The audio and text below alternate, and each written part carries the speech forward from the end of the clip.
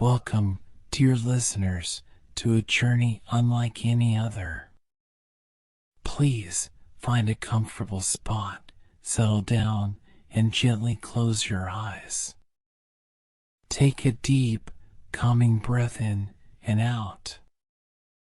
Let the world around you fade away as you prepare to tumble down the rabbit hole into a land of wonders and whimsy. Tonight, in the softest of whispers, I will be your guide through the curious world of Alice's adventures in Wonderland. As you listen, allow the worries of your day to dissolve into the air, each breath lighter than the last, each moment drawing you closer to a dreamlike state. Imagine, if you will, a world where nothing is quite as it seems. A place brimming with peculiar creatures, talking flowers, and endless surprises around every corner.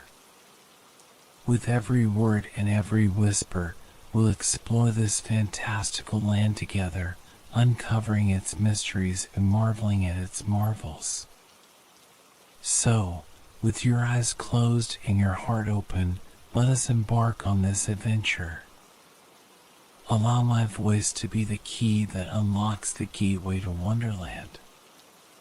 Here, in the comfort of your own sanctuary, you're free to wander, to wonder, and to drift into the enchanting realms of imagination.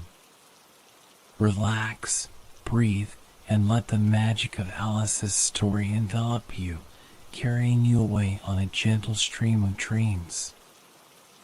Our journey begins now, as we whisper our way into a world beyond, a world waiting just for you to discover. Welcome to Wonderland. Chapter 1. Down the Rabbit Hole. Alice was beginning to get very tired of sitting by her sister on the bank and of having nothing to do. Once or twice she had peeped into the book her sister was reading, but it had no pictures or conversations in it. And what is the use of a book, thought Alice, without pictures or conversations? So she was considering in her own mind, as well as she could, for the hot day made her feel very sleepy and stupid, whether the pleasure of making a daisy chain would be worth the trouble of getting up and picking the daisies, when suddenly a white rabbit with pink eyes ran close by her. There was nothing so very remarkable in that, nor did Alice think it so very much out of the way to hear the rabbit say to itself, "Oh dear! Oh dear! I shall be late." When she thought it over afterwards, it occurred to her that she ought to have wondered at this, but at the time it all seemed quite natural. But when the rabbit actually took a watch out of its waistcoat pocket and looked at it, and then hurried on, Alice started to her feet, for it flashed across her mind that she had never before seen a rabbit with either a waistcoat pocket or a watch to take out of it, and burning with curiosity, she ran across the field after it, and fortunately was just in time to see it pop down a large rabbit hole under the hedge. In another moment down went Alice after it, never once considering how in the world she was to get out again. The rabbit hole went straight on like a tunnel for some way, and then dipped suddenly down, so suddenly that Alice had not a moment to think about stopping herself before she found herself falling down a very deep well.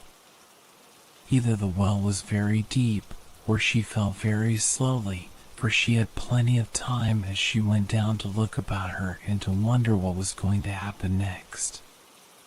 First, she tried to look down and make out what she was coming to, but it was too dark to see anything.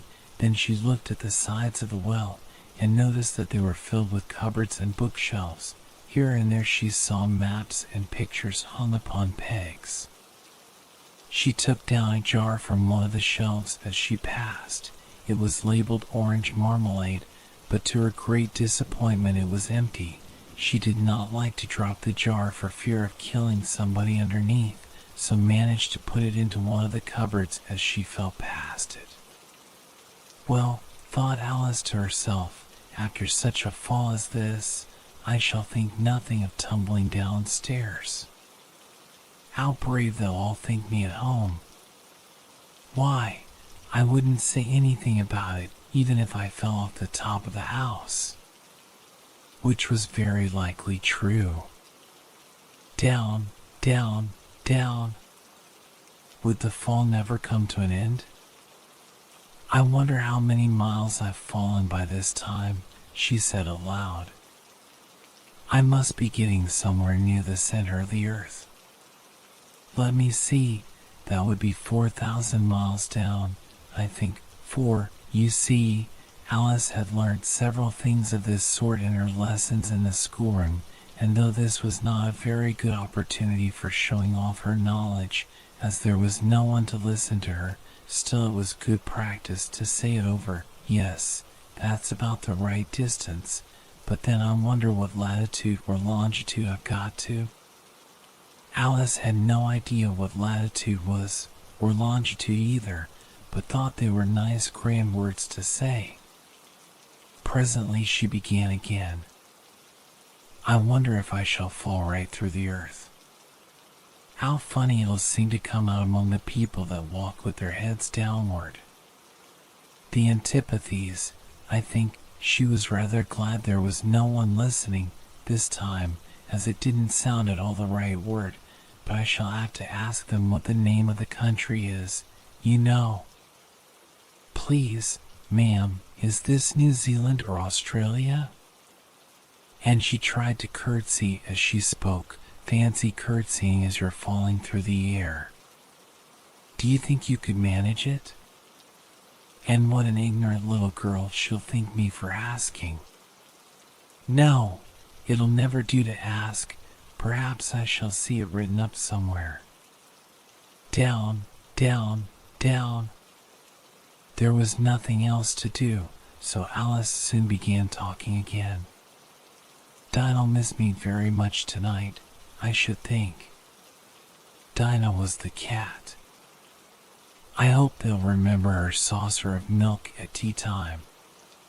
Dinah, my dear, I wish you were down here with me.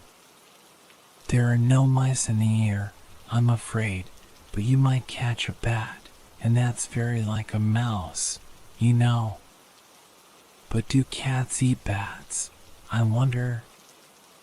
And here Alice began to get rather sleepy, and went on saying to herself, in a dreamy sort of way, do cats eat bats? Do cats eat bats? And sometimes, do bats eat cats? For, you see, as she couldn't answer either question, it didn't much matter which way she put it. She felt that she was dozing off, and had just begun to dream that she was walking hand in hand with Dinah, and saying to her very earnestly, Now, Dinah, tell me the truth, did you ever eat a bat? When suddenly, thump, thump, down she came upon a heap of sticks and dry leaves, and the fall was over. Alice was not a bit hurt, and she jumped up onto her feet in a moment. She looked up, but it was all dark overhead. Before her was another long passage, and the white rabbit was still in sight, hurrying down it. There was not a moment to be lost. Away went Alice like the wind, and was just in time to hear it say, as it turned a corner, "Oh, my ears and whiskers, how late it's getting." She was close behind it when she turned the corner, but the rabbit was no longer to be seen. She found herself in a long, low hall, which was lit up by a row of lamps hanging from the roof.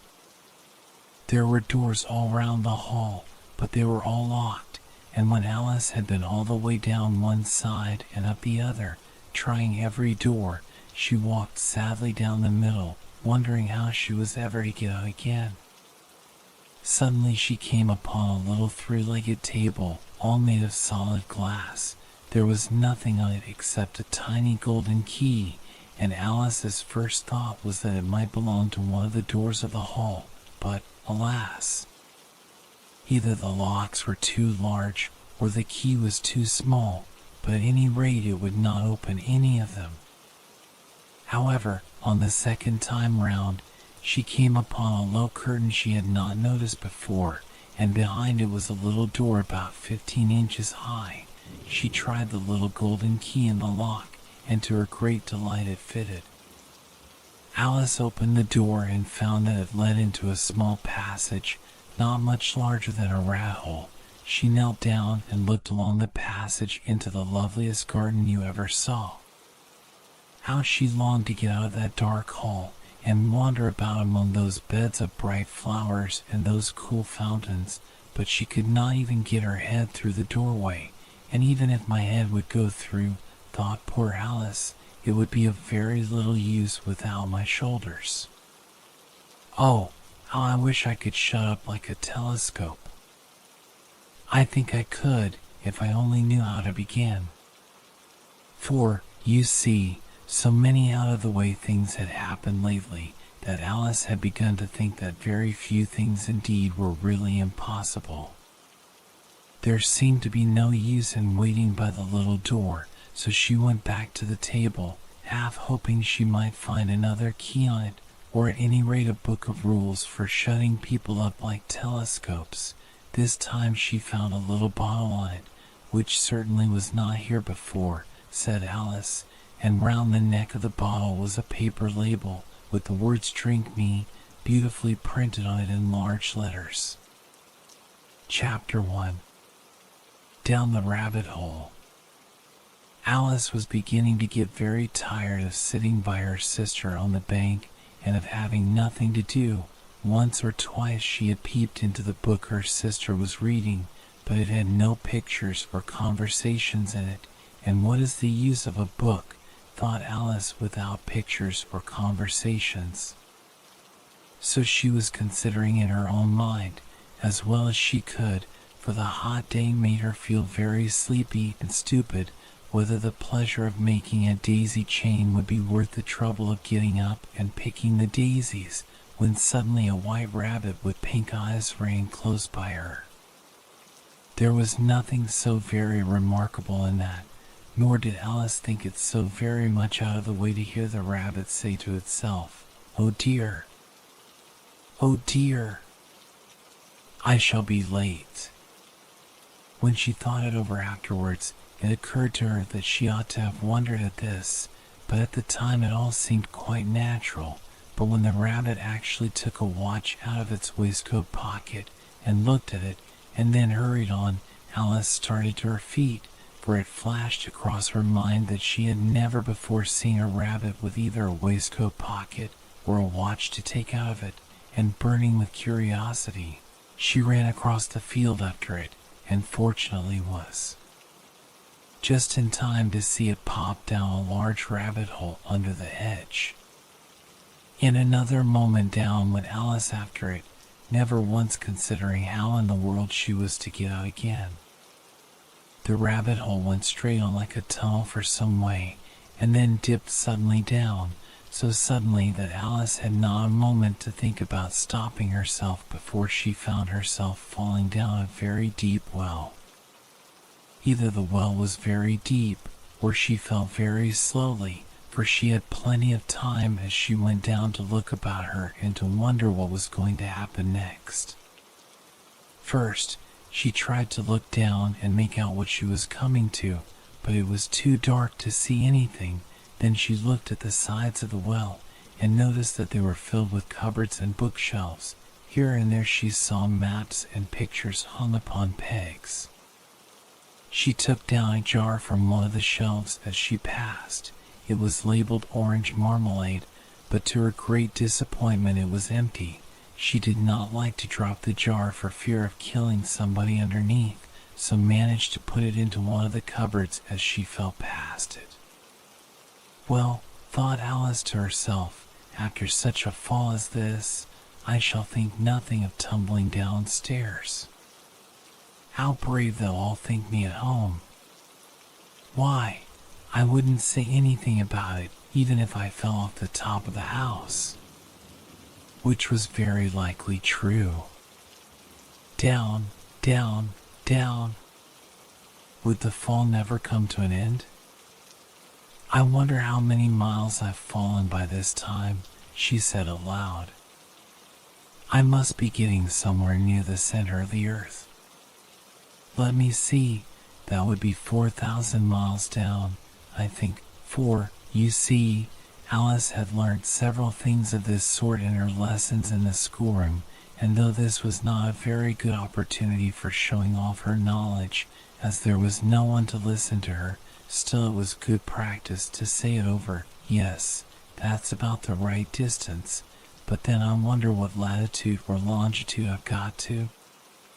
Alice had no idea what latitude was, or longitude either, but thought they were nice grand words to say. Presently she began again.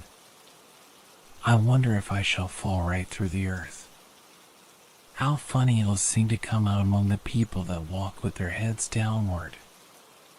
The antipathies, I think. She was rather glad there was no one listening this time, as it didn't sound at all the right word, but I shall have to ask them what the name of the country is, you know. Please, ma'am, is this New Zealand or Australia? And she tried to curtsy as she spoke. Fancy curtsying as you're falling through the air. Do you think you could manage it? And what an ignorant little girl she'll think me for asking.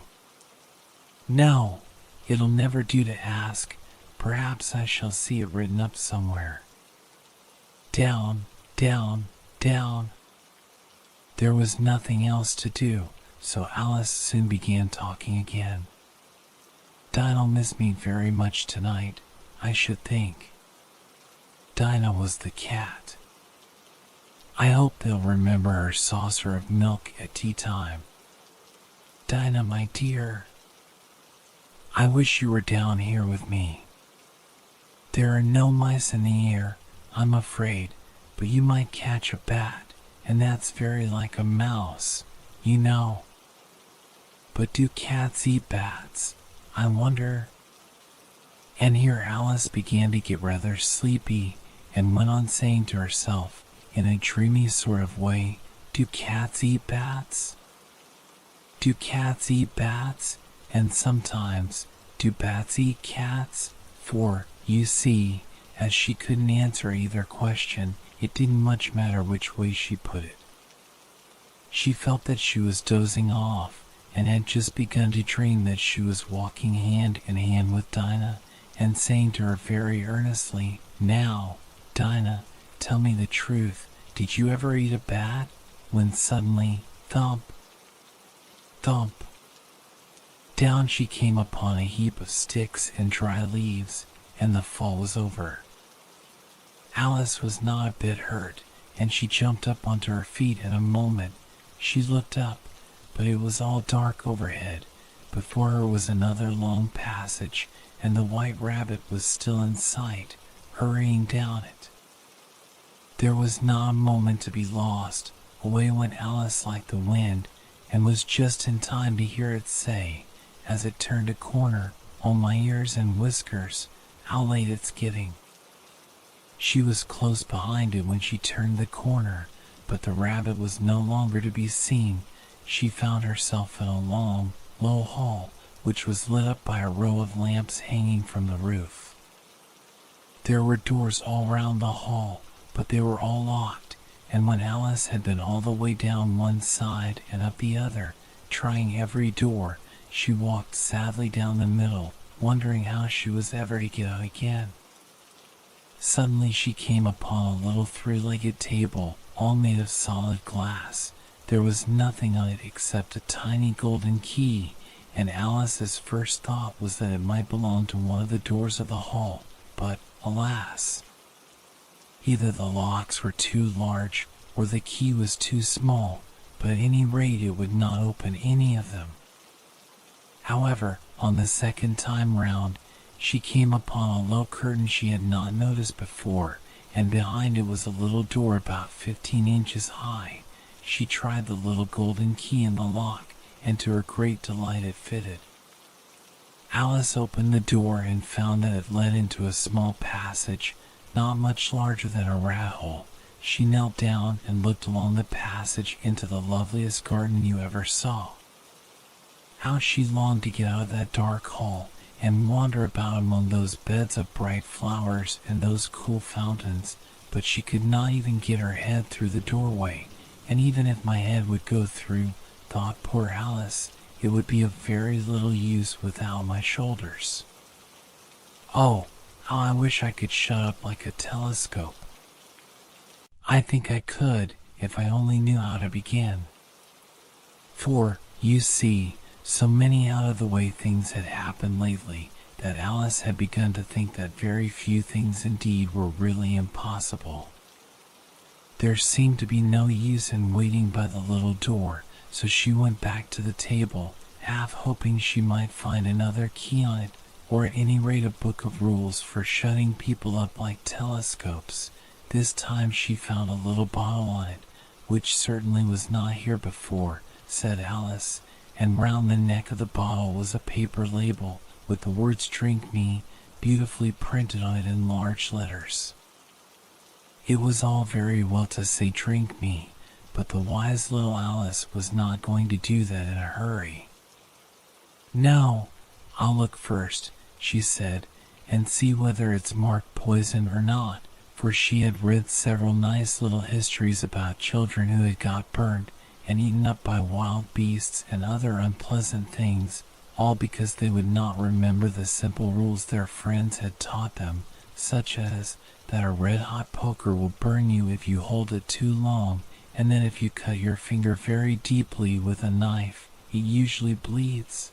And she had never forgotten that, if you drink much from a bottle marked poison, it is almost certain to disagree with you, sooner or later. However, this bottle was not marked poison, so Alice ventured to taste it, and finding it very nice, it had, in fact, a sort of mixed flavor of cherry tart, custard, pineapple, roast turkey, toffee, and hot buttered toast. She very soon finished it off. Asterisk, asterisk, asterisk, asterisk, asterisk, asterisk, asterisk. Asterisk, asterisk, asterisk, asterisk, asterisk, asterisk.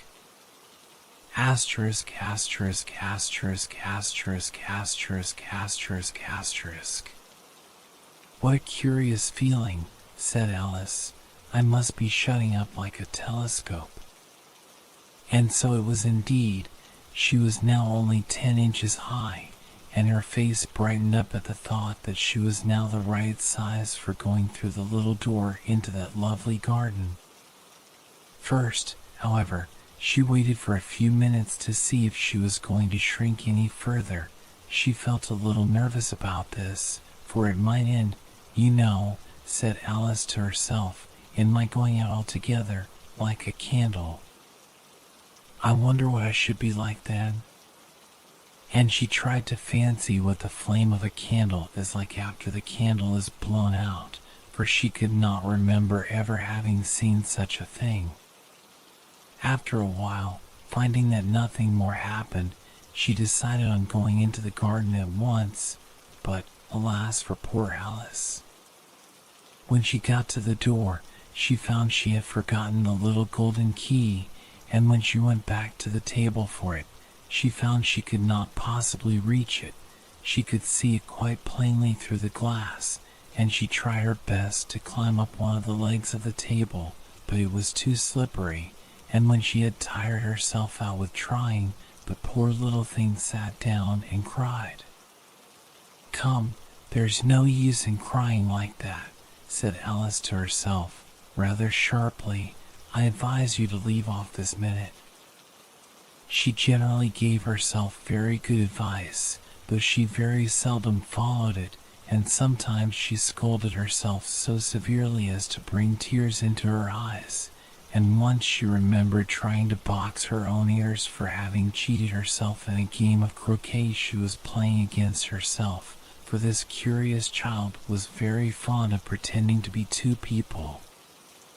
But it's no use now, thought poor Alice, to pretend to be two people. Why, There's hardly enough of me left to make one respectable person. Sooner I fell on a little glass box that was lying under the table. She opened it and found in it a very small cake on which the words "eat and me" were beautifully marked in currants. "Well, I'll eat it," said Alice, "and if it makes me grow larger, I can reach the key, and if it makes me grow smaller, I can creep under the door, so either way I'll get into the garden, and I don't care which happens." She ate a little bit and said anxiously to herself, "Which way?" Which way? Holding her hand on the top of her head to feel which way it was growing, and she was quite surprised to find that she remained the same size. To be sure, this generally happens when one eats cake, but Alice had got so much into the way of expecting nothing but out-of-the-way things to happen that it seemed quite dull and stupid for life to go on in the common way.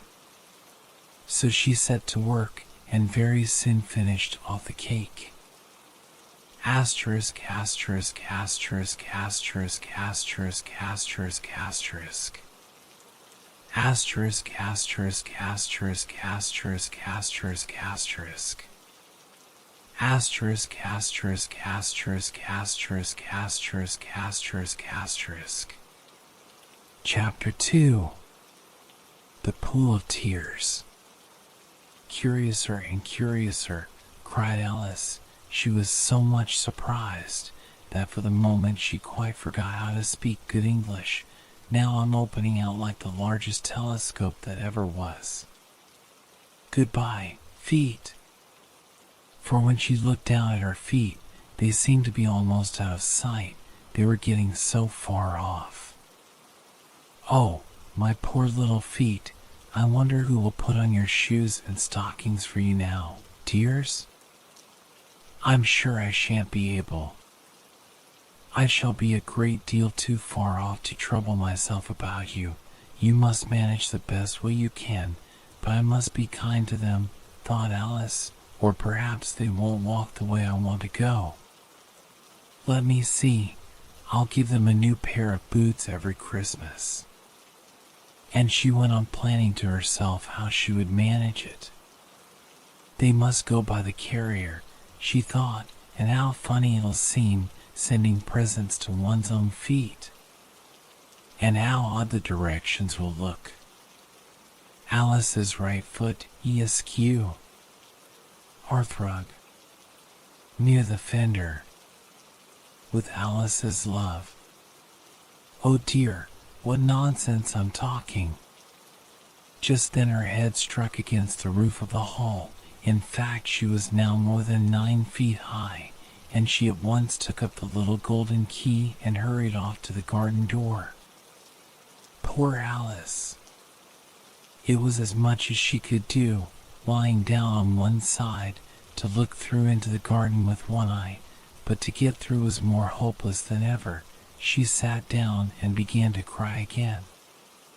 "You ought to be ashamed of yourself," said Alice.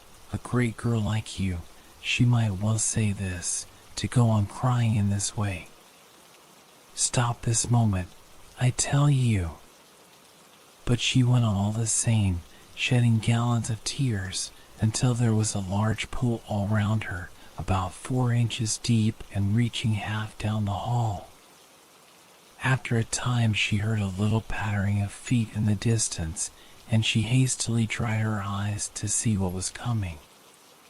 It was the White Rabbit returning, splendidly dressed, with a pair of white kid gloves in one hand and a large fan in the other.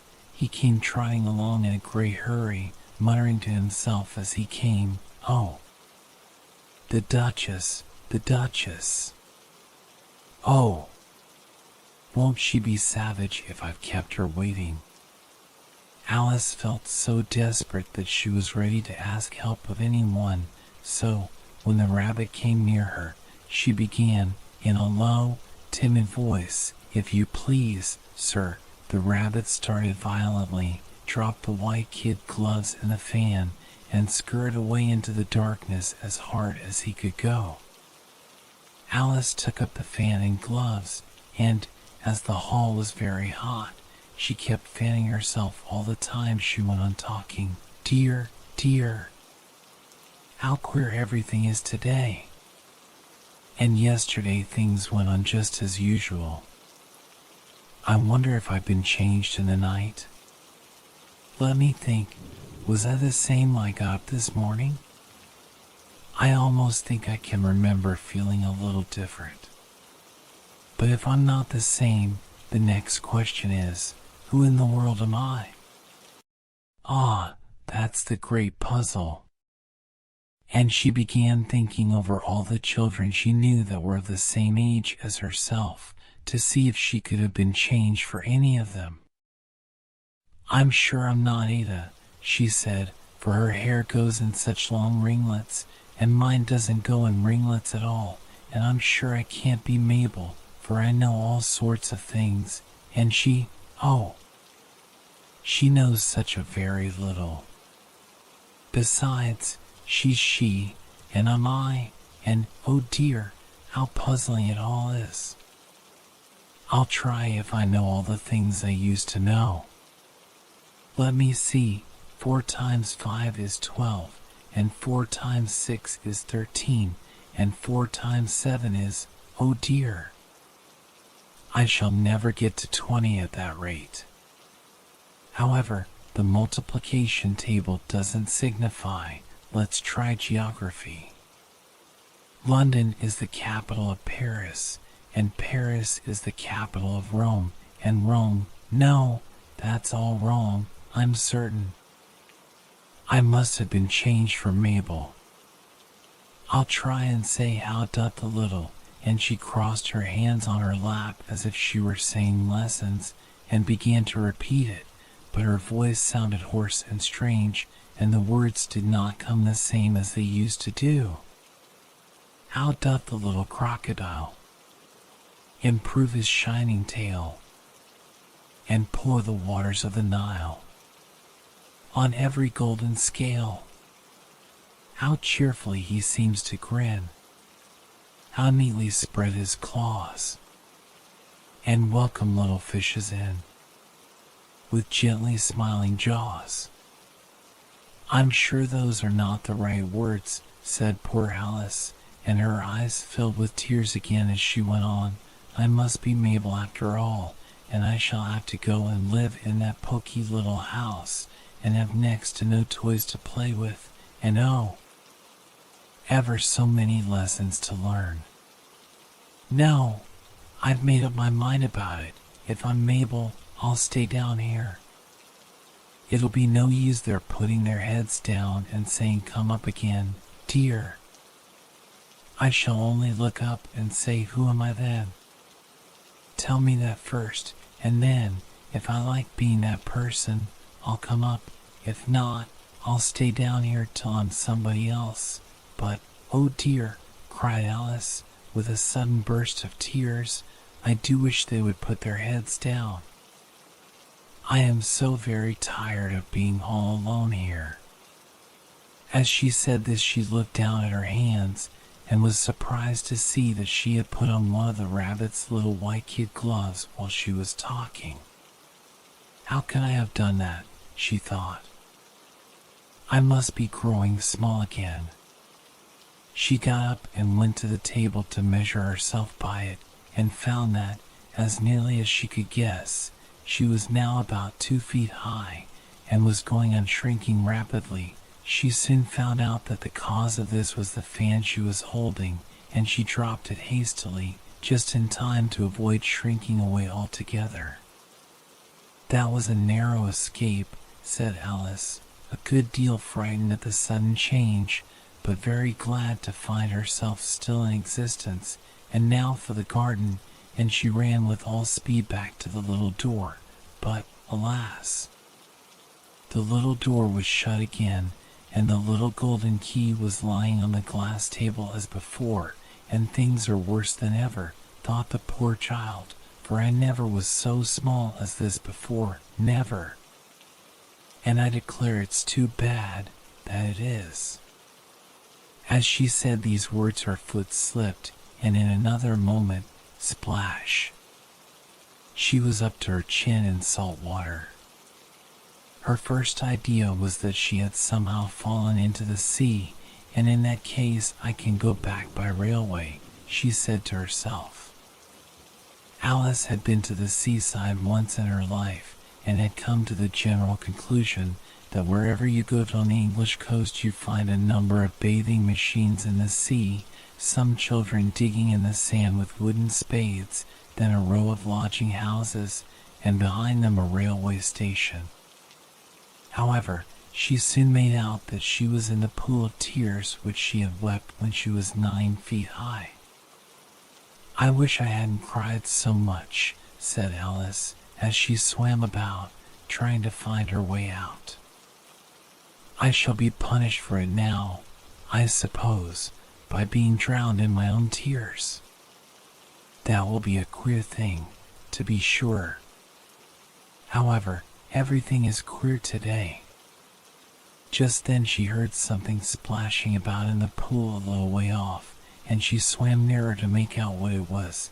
At first she thought it must be a walrus or hippopotamus, but then she remembered how small she was now, and she soon made out that it was only a mouse that had slipped in like herself. Would it be of any use, now, thought Alice, to speak to this mouse? Everything is so out of the way down here that I should think very likely it can talk. At any rate, there's no harm in trying. So she began, "Oh, mouse, do you know the way out of this pool? I am very tired of swimming about here, oh mouse." Alice thought this must be the right way of speaking to a mouse. She had never done such a thing before, but she remembered having seen in her brother's Latin grammar a mouse, of a mouse, to a mouse, oh mouse. The mouse looked at her rather inquisitively, and seemed to her to wink with one of its little eyes, but it said nothing. "Perhaps it doesn't understand English," thought Alice. "I dare say it's a French mouse, come over with William the Conqueror." For, with all her knowledge of history, Alice had no very clear notion how long ago anything had happened. So she began again, "Oh, as ma chat," which was the first sentence in her French lesson book. The mouse gave a sudden leap out of the water, and seemed to quiver all over with fright. "Oh, I beg your pardon," cried Alice hastily, afraid that she had hurt the poor animal's feelings. "I quite forgot you didn't like cats."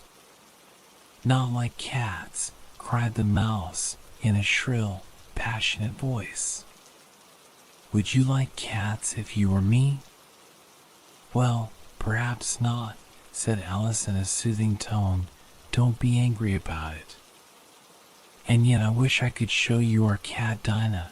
I think you'd take a fancy to cats if you could only see her. She is such a dear quiet thing," Alice went on, half to herself, as she swam lazily about in the pool, "and she sits purring so nicely by the fire, licking her paws and washing her face, and she is such a nice soft thing to nurse, and she's such a capital one for catching mice."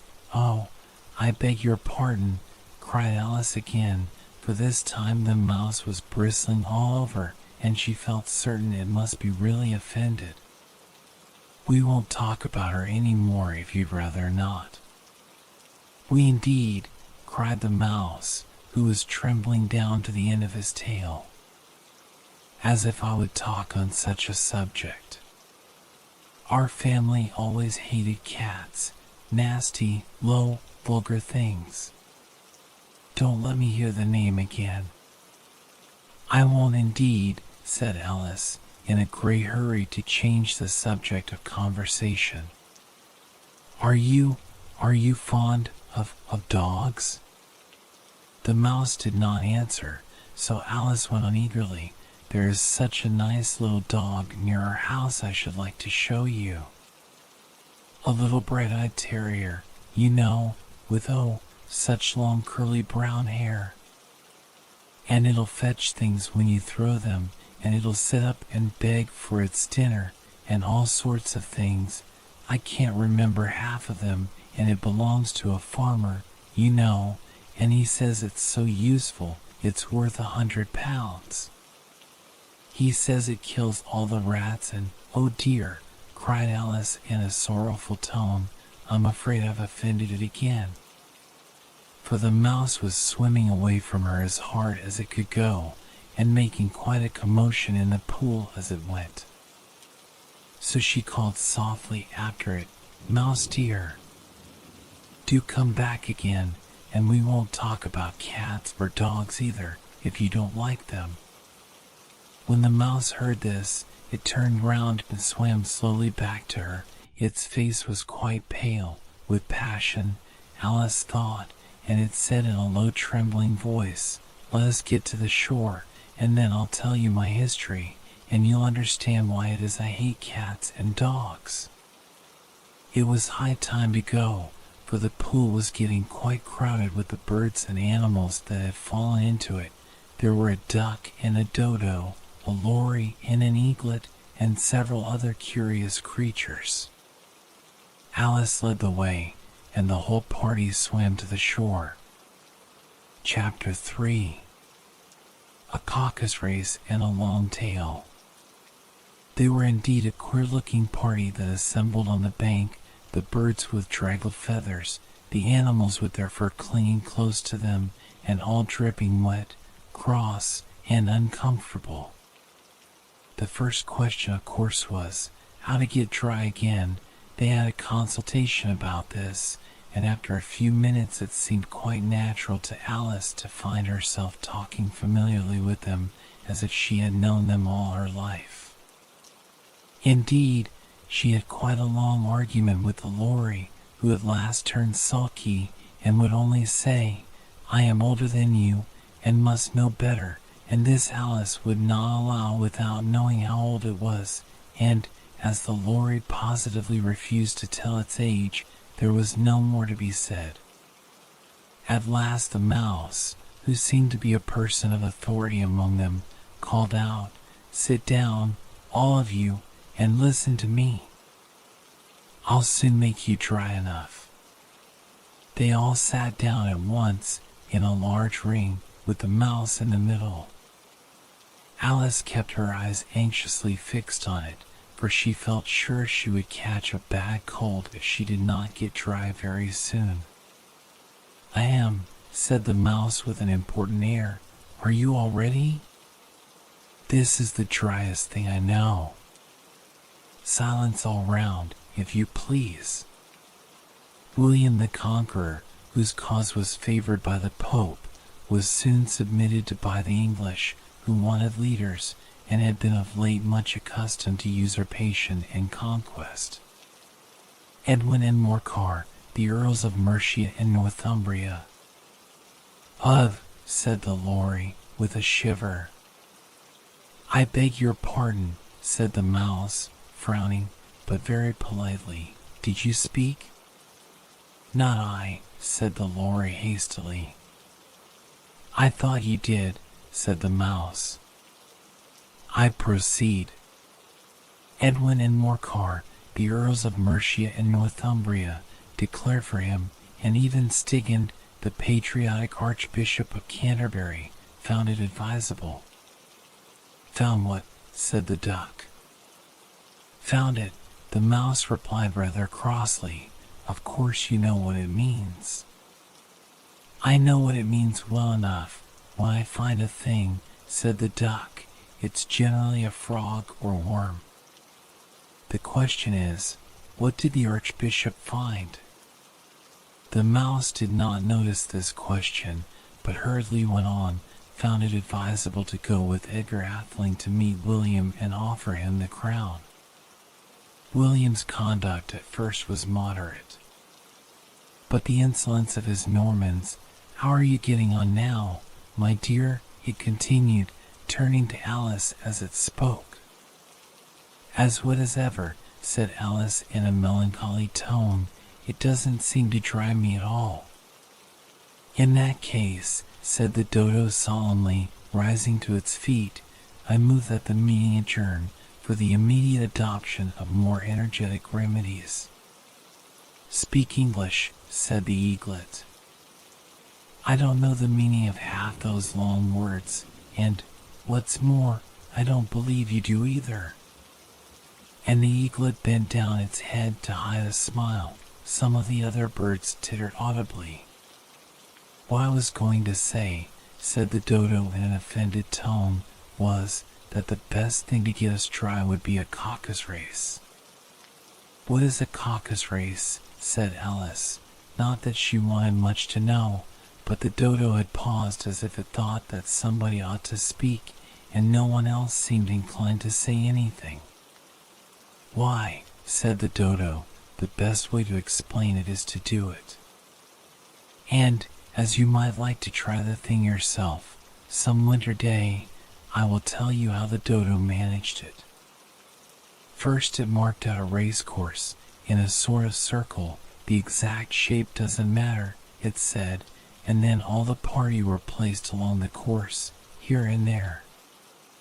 There was no 1, 2, 3, and away, but they began running when they liked, and left off when they liked, so that it was not easy to know when the race was over.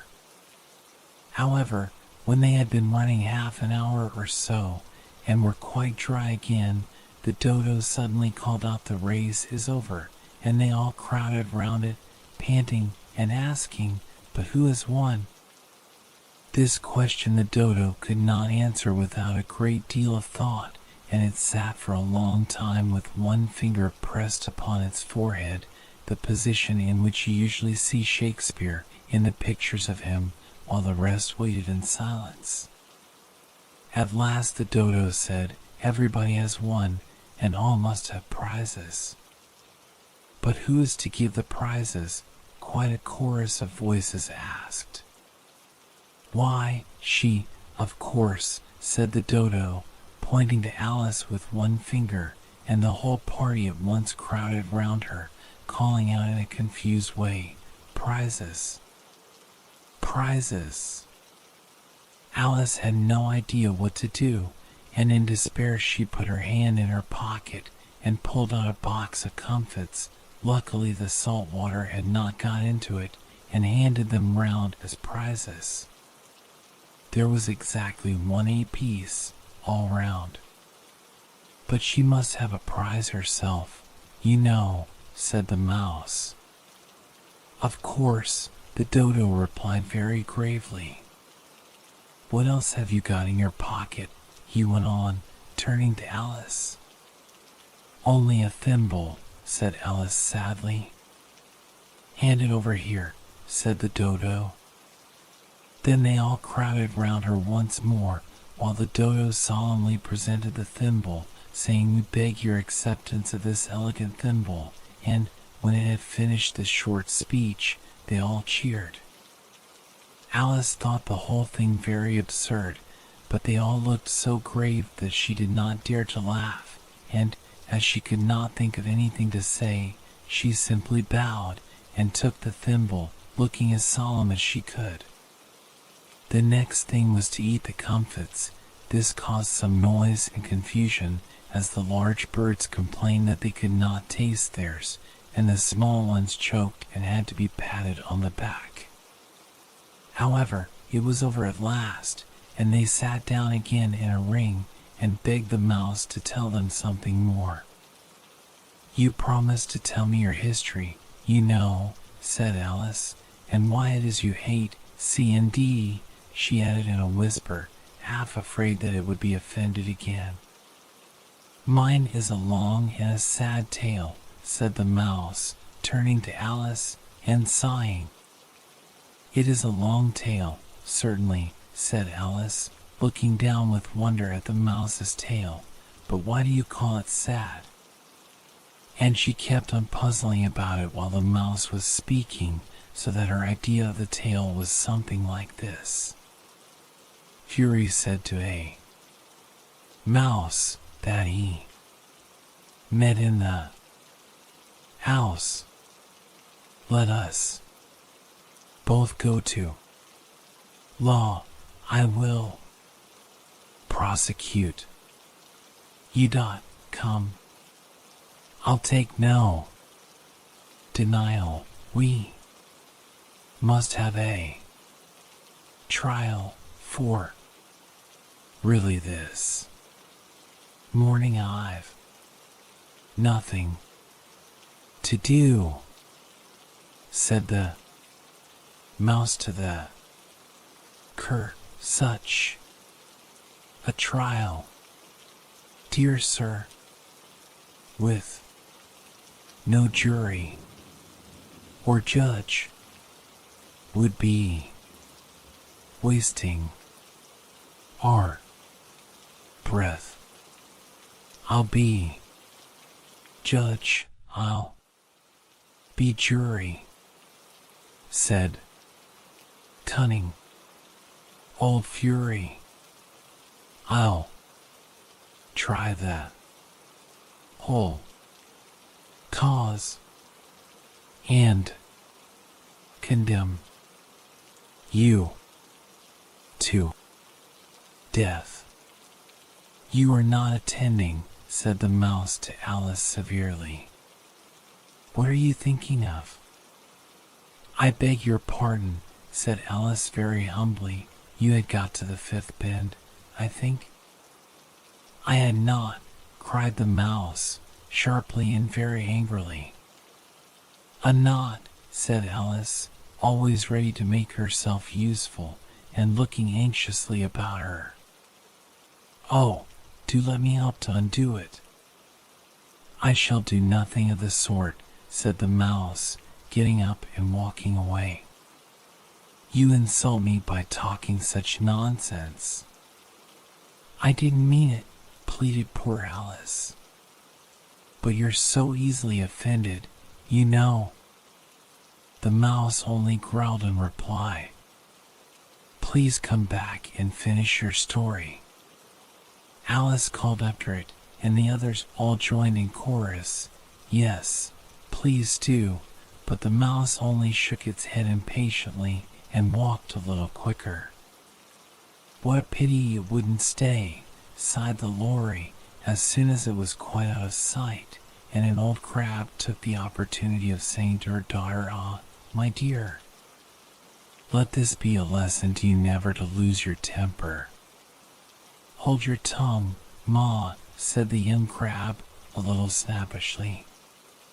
You're enough to try the patience of an oyster. I wish I had our Dinah here. I know I do, said Alice aloud, addressing nobody in particular. She'd soon fetch it back. And who is Dinah, if I might venture to ask the question, said the lorry. Alice replied eagerly, for she was always ready to talk about her pet. Dinah's our cat. And she's such a capital one for catching mice you can't think. And oh, I wish you could see her after the birds. Why, she'll eat a little bird as soon as look at it. This speech caused a remarkable sensation among the party. Some of the birds hurried off at once. One old magpie began wrapping itself up very carefully, remarking, I really must be getting home. The night air doesn't suit my throat. And a canary called out in a trembling voice to its children, Come away, my dears. It's high time you were all in bed. On various pretexts they all moved off, and Alice was soon left alone. I wish I hadn't mentioned Dinah, she said to herself in a melancholy tone. Nobody seems to like her down here, and I'm sure she's the best cat in the world. Oh, my dear Dinah, I wonder if I shall ever see you any more. And here poor Alice began to cry again, for she felt very lonely and low-spirited. In a little while, however, she again heard a little pattering of footsteps in the distance, and she looked up eagerly, half hoping that the mouse had changed his mind and was coming back to finish his story. Chapter 4. The Rabbit Sends in a Little Bill. It was the White Rabbit, trotting slowly back again and looking anxiously about as it went, as if it had lost something, and she heard it muttering to itself, "The Duchess. The Duchess. Oh, my dear paws. Oh, my fur and whiskers. She'll get me executed, as sure as ferrets are ferrets. Where can I have dropped them, I wonder?"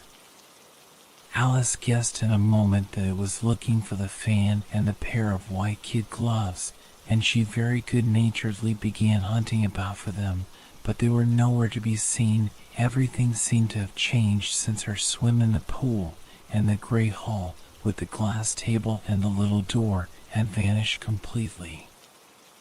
Very soon the rabbit noticed Alice as she went hunting about, and called out to her in an angry tone, "Why, Marian, what are you doing out here? Run home this moment and fetch me a pair of gloves and a fan. Quick, now!" And Alice was so much frightened that she ran off at once in the direction it pointed to, without trying to explain the mistake it had made. "He took me for his housemaid," she said to herself as she ran. "How surprised he'll be when he finds out who I am. But I'd better take him his fan and gloves, that is, if I can find them." As she said this, she came upon a neat little house, on the door of which was a bright brass plate with the name W. Rabbit engraved upon it. She went in without knocking and hurried upstairs, in great fear lest she should meet the real Marian and be turned out of the house before she had found the fan and gloves. "How queer it seems," Alice said to herself, "to be going messages for a rabbit. I suppose Dinah'll be sending me on messages next." And she began fancying the sort of thing that would happen. "Miss Alice, come here directly and get ready for your walk. Coming in a minute, nurse. But I've got to see that the mouse doesn't get out. Only I don't think," Alice went on, "that they'd let Dinah stop in the house if it began ordering people about like that." By this time she had found her way into a tiny little room with a table in the window, and on it, as she had hoped, a fan and 2 or 3 pairs of tiny white kid gloves. She took up the fan and a pair of the gloves, and was just going to leave the room when her eye fell upon a little bottle that stood near the looking-glass. There was no label this time with the words "Drink me," but nevertheless she uncorked it and put it to her lips. "I know something interesting is sure to happen," she said to herself, "whenever I eat or drink anything, so I'll just see what this bottle does. I do hope it'll make me grow large again, for really I'm quite tired of being such a tiny little thing." It did so indeed, and much sooner than she had expected. Before she had drunk half the bottle, she found her head pressing against the ceiling and had to stoop to save her neck from being broken. She hastily put down the bottle, saying to herself, "That's quite enough. I hope I shan't grow any more. As it is, I can't get out of the door. I do wish I hadn't drunk quite so much." Alas, it was too late to wish that. She went on growing and growing, and very soon had to kneel down on the floor. In another minute there was not even room for this, and she tried the effect of lying down with one elbow against the door and the other arm curled round her head. Still she went on growing, and, as a last resource, she put one arm out of the window and one foot up the chimney, and said to herself, "Now I can do no more, whatever happens. What will become of me?" Luckily for Alice, the little magic bottle had now had its full effect, and she grew no larger. Still it was very uncomfortable, and, as there seemed to be no sort of chance of her ever getting out of the room again, no wonder she felt unhappy. It was much pleasanter at home, thought poor Alice, when one wasn't always growing larger and smaller and being ordered about by mice and rabbits. I almost wish I hadn't gone down that rabbit hole, and yet, it's rather curious, this sort of life. I do wonder what can have happened to me. When I used to read fairy tales, I fancied that kind of thing never happened, and now here I am in the middle of one. There ought to be a book written about me, that there ought. And when I grow up, I'll write one, but I'm grown up now, she added in a sorrowful tone. At least there's no room to grow up any more here. But then, thought Alice, shall I never get any older than I am now? That'll be a comfort, one way, never to be an old woman, but then, always to have lessons to learn. Oh, I shouldn't like that. Oh, you foolish Alice, she answered herself. How can you learn lessons in here? Why, there's hardly room for you, and no room at all for any lesson books.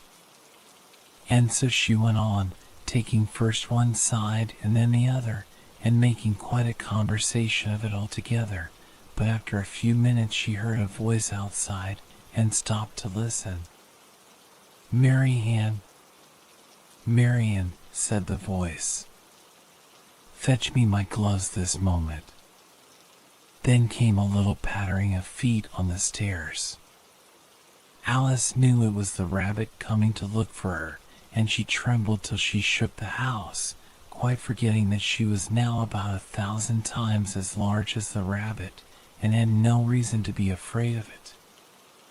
Presently the rabbit came up to the door, and tried to open it, but as the door opened inwards, and Alice's elbow was pressed hard against it, that attempt proved a failure. Alice heard it say to itself, then I'll go round and get in at the window. That you won't, thought Alice, and, after waiting till she fancied she heard the rabbit just under the window, she suddenly spread out her hand and made a snatch in the air. She did not get hold of anything, but she heard a little shriek and a fall, and a crash of broken glass, from which she concluded that it was just possible it had fallen into a cucumber frame or something of the sort. Next came an angry voice, the rabbit's pat, pat. Where are you? And then a voice she had never heard before, sure that I'm here. Digging for apples, Your Honor. Digging for apples, indeed, said the rabbit angrily. Here, come and help me out of this. Sounds of more broken glass. Now tell me, Pat, what's that in the window? Sure, it's an arm, Your Honor. He pronounced it Aram. An arm, you goose. Who ever saw one that size? Why, it fills the whole window. Sure, it does, Your Honor, but it's an arm for all that. Well, it's got no business there, at any rate, go and take it away. There was a long silence after this, and Alice could only hear whispers now and then, such as, sure, I don't like it, Your Honor, at all, at all. Do as I tell you, you coward, and at last she spread out her hand again and made another snatch in the air. This time there were two little shrieks and more sounds of broken glass.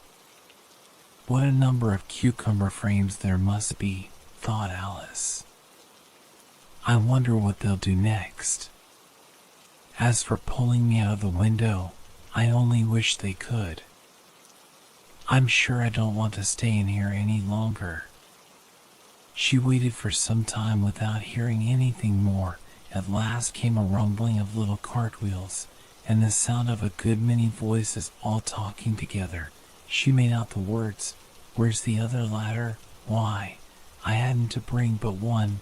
Bill's got the other. Bill, fetch it here, lad, Here, put him up at this corner. No, tie him together first. They don't reach half high enough yet. Oh, they'll do well enough. Don't be particular. Here, Bill. Catch hold of this rope. Will the roof bear? Mind that loose slate. Oh, it's coming down. Heads below. A loud crash. Now, who did that? It was Bill, I fancy. Who's to go down the chimney? Nay, I shan't. You do it, that I won't. Then, Bill's to go down. Here, Bill. The master says you're to go down the chimney. Oh. So Bill's got to come down the chimney, has he? Said Alice to herself. Shy, they seem to put everything upon Bill. I wouldn't be in Bill's place for a good deal. This fireplace is narrow, to be sure, but I think I can kick a little. She drew her foot as far down the chimney as she could, and waited till she heard a little animal. She couldn't guess of what sort it was, scratching and scrambling about in the chimney close above her. Then, saying to herself, this is Bill, she gave one sharp kick, and waited to see what would happen next. The first thing she heard was a general chorus of there goes Bill, then the rabbit's voice along, catch him, you by the hedge, then silence, and then another confusion of voices, hold up his head, brandy now, don't choke him, how was it, old fellow? What happened to you? Tell us all about it. Last came a little feeble, squeaking voice. That's Bill, thought Alice. Well, I hardly know, no more, thank ye. I'm better now, but I'm a deal too flustered to tell you. All I know is, something comes at me like a jack-in-the-box, and up I goes like a skyrocket. So you did, old fellow, said the others. We must burn the house down, said the rabbit's voice, and Alice called out as loud as she could, if you do, I'll set Dinah at you. There was a dead silence instantly, and Alice thought to herself, I wonder what they will do next. If they had any sense, they'd take the roof off. After a minute or two, they began moving about again, and Alice heard the rabbit say, a barrowful will do, to begin with. A barrowful of what? Thought Alice, but she had not long to doubt, for the next moment a shower of little pebbles came rattling in at the window, and some of them hit her in the face. I'll put a stop to this, she said to herself, and shouted out, you'd better not do that again, which produced another dead silence. Alice noticed with some surprise that the pebbles were all turning into little cakes as they lay on the floor, and a bright idea came into her head. If I eat one of these cakes, she thought, it's sure to make some change in my size, and as it can't possibly make me larger, it must make me smaller, I suppose. So she swallowed one of the cakes, and was delighted to find that she began shrinking directly. As soon as she was small enough to get through the door, she ran out of the house, and found quite a crowd of little animals and birds waiting outside. The poor little lizard, Bill, was in the middle, being held up by 2 guinea pigs, who were giving it something out of a bottle. They all made a rush at Alice the moment she appeared, but she ran off as hard as she could, and soon found herself safe in a thick wood. The first thing I've got to do, said Alice to herself, as she wandered about in the wood, is to grow to my right size again, and the second thing is to find my way into that lovely garden. I think that will be the best plan. It sounded an excellent plan, no doubt, and very neatly and simply arranged. The only difficulty was that she had not the smallest idea how to set about it, and while she was peering about anxiously among the trees, a little sharp bark just over her head made her look up in a great hurry. An enormous puppy was looking down at her with large round eyes and feebly stretching out one paw, trying to touch her. "Poor little thing," said Alice in a coaxing tone, and she tried hard to whistle to it, but she was terribly frightened all the time at the thought that it might be hungry, in which case it would be very likely to eat her up in spite of all her coaxing. Hardly knowing what she did, she picked up a little bit of stick and held it out to the puppy, whereupon the puppy jumped into the air off all its feet at once with a yelp of delight and rushed at the stick and made believe to worry it. Then Alice dodged behind a great thistle to keep herself from being run over, and the moment she appeared on the other side, the puppy made another rush at the stick and tumbled head over heels in its hurry to get hold of it. Then Alice, thinking it was very like having a game of play with a cart horse, and expecting every moment to be trampled under its feet, ran round the thistle again. Then the puppy began a series of short charges at the stick, running a very little way forwards each time and a long way back, and barking hoarsely all the while, till at last it sat down a good way off, panting, with its tongue hanging out of its mouth and its great eyes half shut. This seemed to Alice a good opportunity for making her escape, so she set off at once and ran till she was quite tired and out of breath, until the puppy's bark sounded quite faint in the distance. "And yet what a dear little puppy it was," said Alice, as she leaned against a buttercup to rest herself and fanned herself with one of the leaves. "I should have liked teaching it tricks very much, if I'd only been the right size to do it. Oh dear, I'd nearly forgotten that I've got to grow up again. Let me see, how is it to be managed? I suppose I ought to eat or drink something or other, but the great question is, what?" The great question certainly was, what? Alice looked all round her at the flowers and the blades of grass, but she did not see anything that looked like the right thing to eat or drink under the circumstances.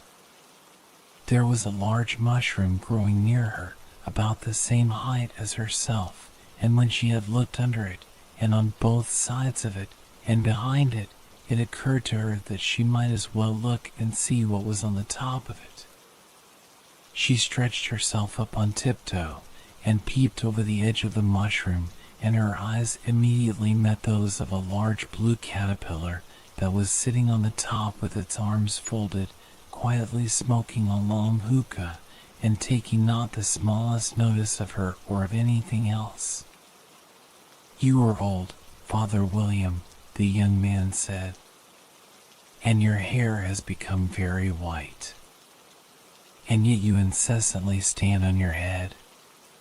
Do you think, at your age, it is right?"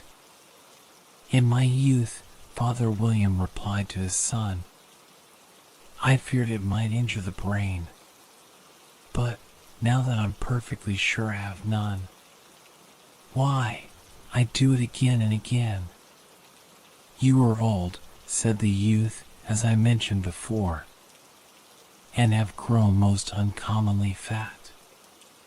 Yet you turned a back somersault in at the door. Pray, what is the reason of that?" "In my youth," said the sage, as he shook his gray locks, "I kept all my limbs very supple. By the use of this ointment, 1 shilling the box. Allow me to sell you a couple?" "You are old," said the youth, "and your jaws are too weak for anything tougher than suet. Yet you finished the goose with the bones and the beak.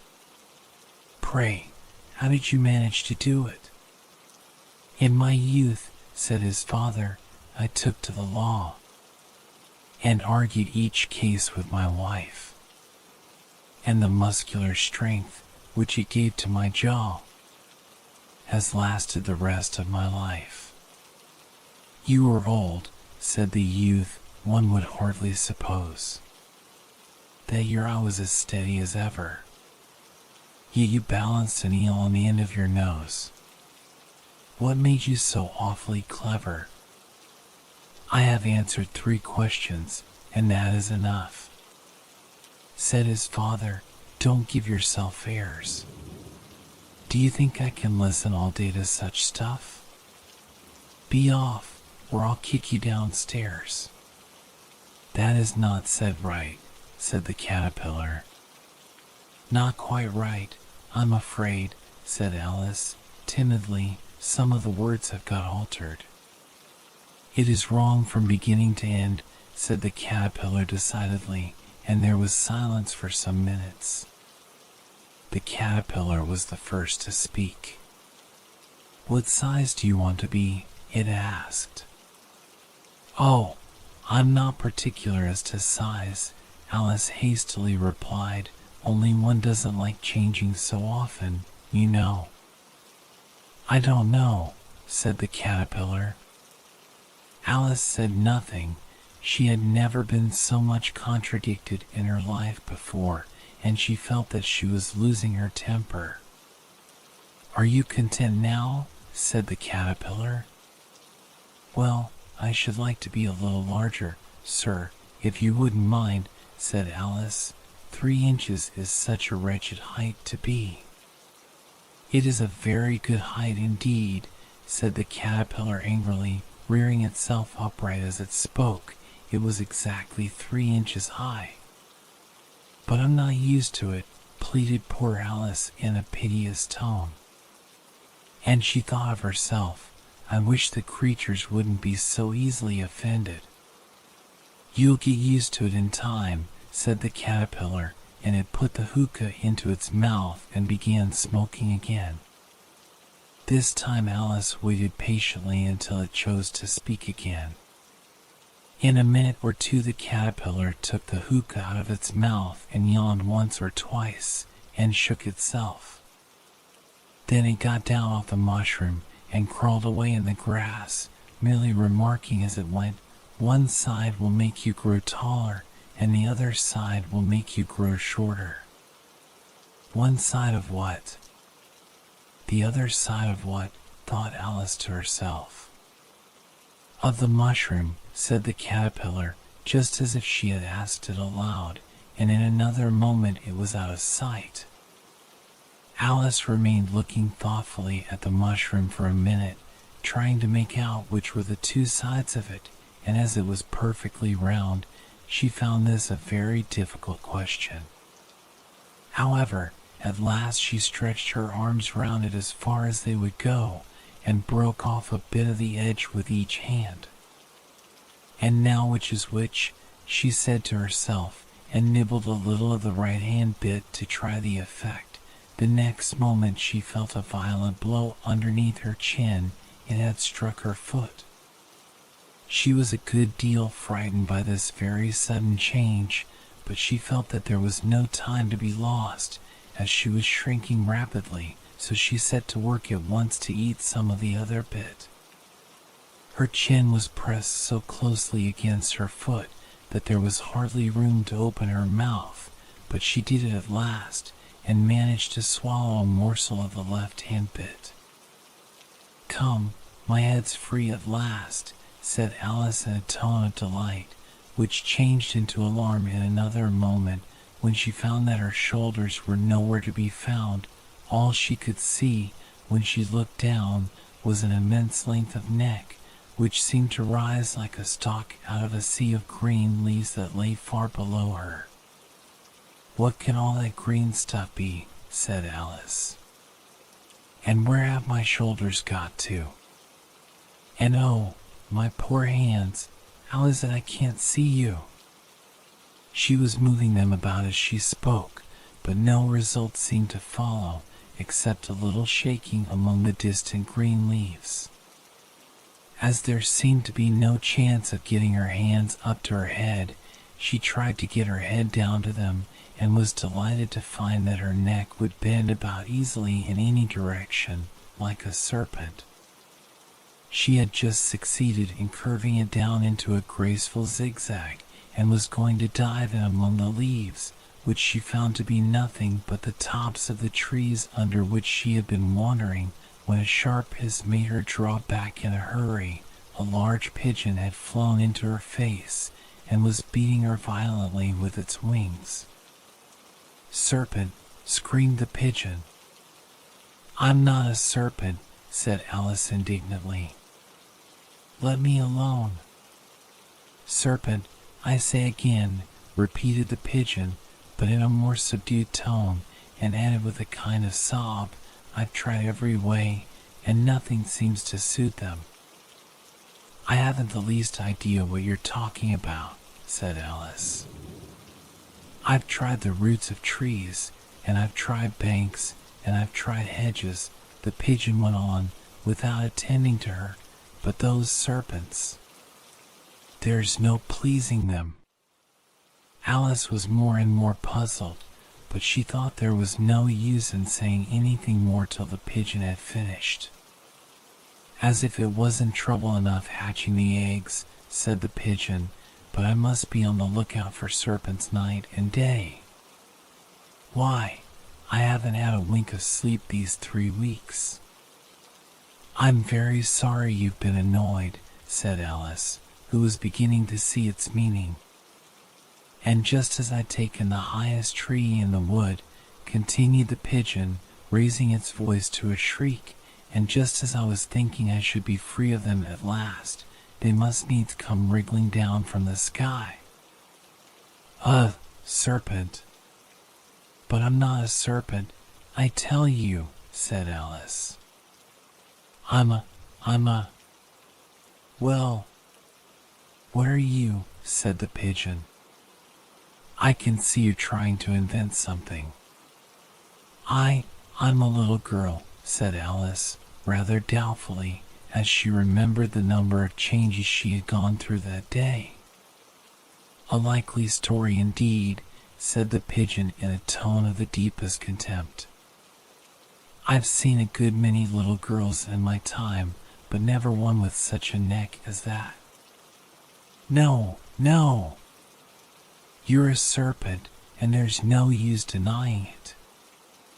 "I suppose you'll be telling me next that you never tasted an egg." "I have tasted eggs, certainly," said Alice, who was a very truthful child, "but little girls eat eggs quite as much as serpents do, you know." "I don't believe it," said the pigeon, "but if they do, why then they're a kind of serpent, that's all I can say." This was such a new idea to Alice that she was quite silent for a minute or two, which gave the pigeon the opportunity of adding, "You're looking for eggs. I know that well enough, and what does it matter to me whether you're a little girl or a serpent?" "It matters a good deal to me," said Alice hastily, "but I'm not looking for eggs, as it happens, and if I was, I shouldn't want yours. I don't like them raw."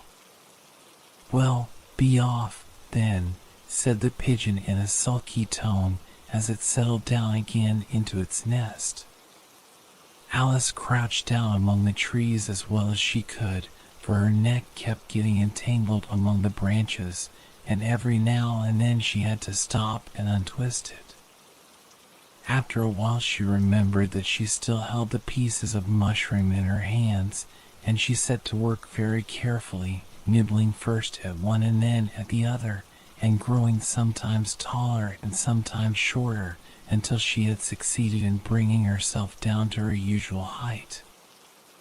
It was so long since she had been anything near the right size that it felt quite strange at first, but she got used to it in a few minutes and began talking to herself as usual.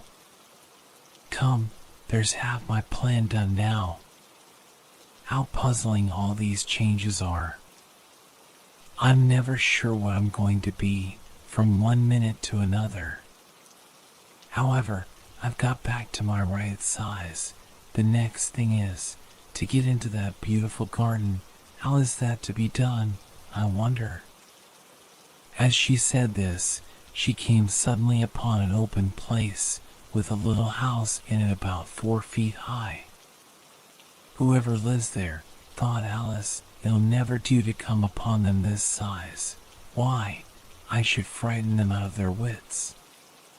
So she began nibbling at the right-hand bit again, and did not venture to go near the house till she had brought herself down to 9 inches high. Chapter 6. Pig and Pepper. For a minute or two she stood looking at the house, and wondering what to do next, when suddenly a footman in livery came running out of the wood. She considered him to be a footman because he was in livery; otherwise, judging by his face only, she would have called him a fish, and rapped loudly at the door with his knuckles. It was opened by another footman in livery, with a round face, and large eyes like a frog, and both footmen, Alice noticed, had powdered hair that curled all over their heads. She felt very curious to know what it was all about, and crept a little way out of the wood to listen. The fish footman began by producing from under his arm a great letter, nearly as large as himself, and this he handed over to the other, saying, in a solemn tone, "For the Duchess." An invitation from the Queen to play croquet. The frog footman repeated, in the same solemn tone, only changing the order of the words a little, "From the Queen." An invitation for the Duchess to play croquet. Then they both bowed low, and their curls got entangled together. Alice laughed so much at this that she had to run back into the wood for fear of their hearing her, and when she next peeped out, the fish footman was gone, and the other was sitting on the ground near the door, staring stupidly up into the sky. Alice went timidly up to the door, and knocked. "There's no sort of use in knocking," said the footman, "and that for 2 reasons. First, because I'm on the same side of the door as you are. Secondly, because they're making such a noise inside, no one could possibly hear you."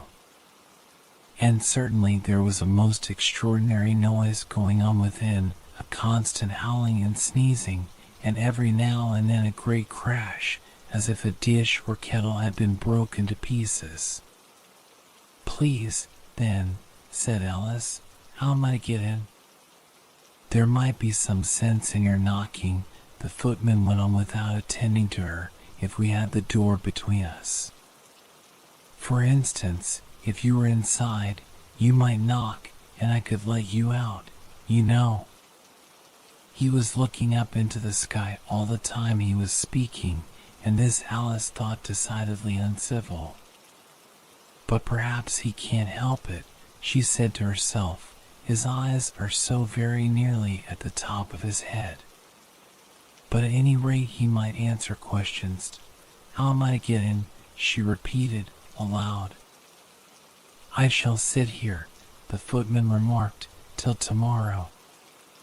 At this moment the door of the house opened, and a large plate came skimming out, straight at the footman's head. It just grazed his nose, and broke to pieces against one of the trees behind him. "Or next day, maybe," the footman continued in the same tone, exactly as if nothing had happened. "How am I to get in?" asked Alice again, in a louder tone.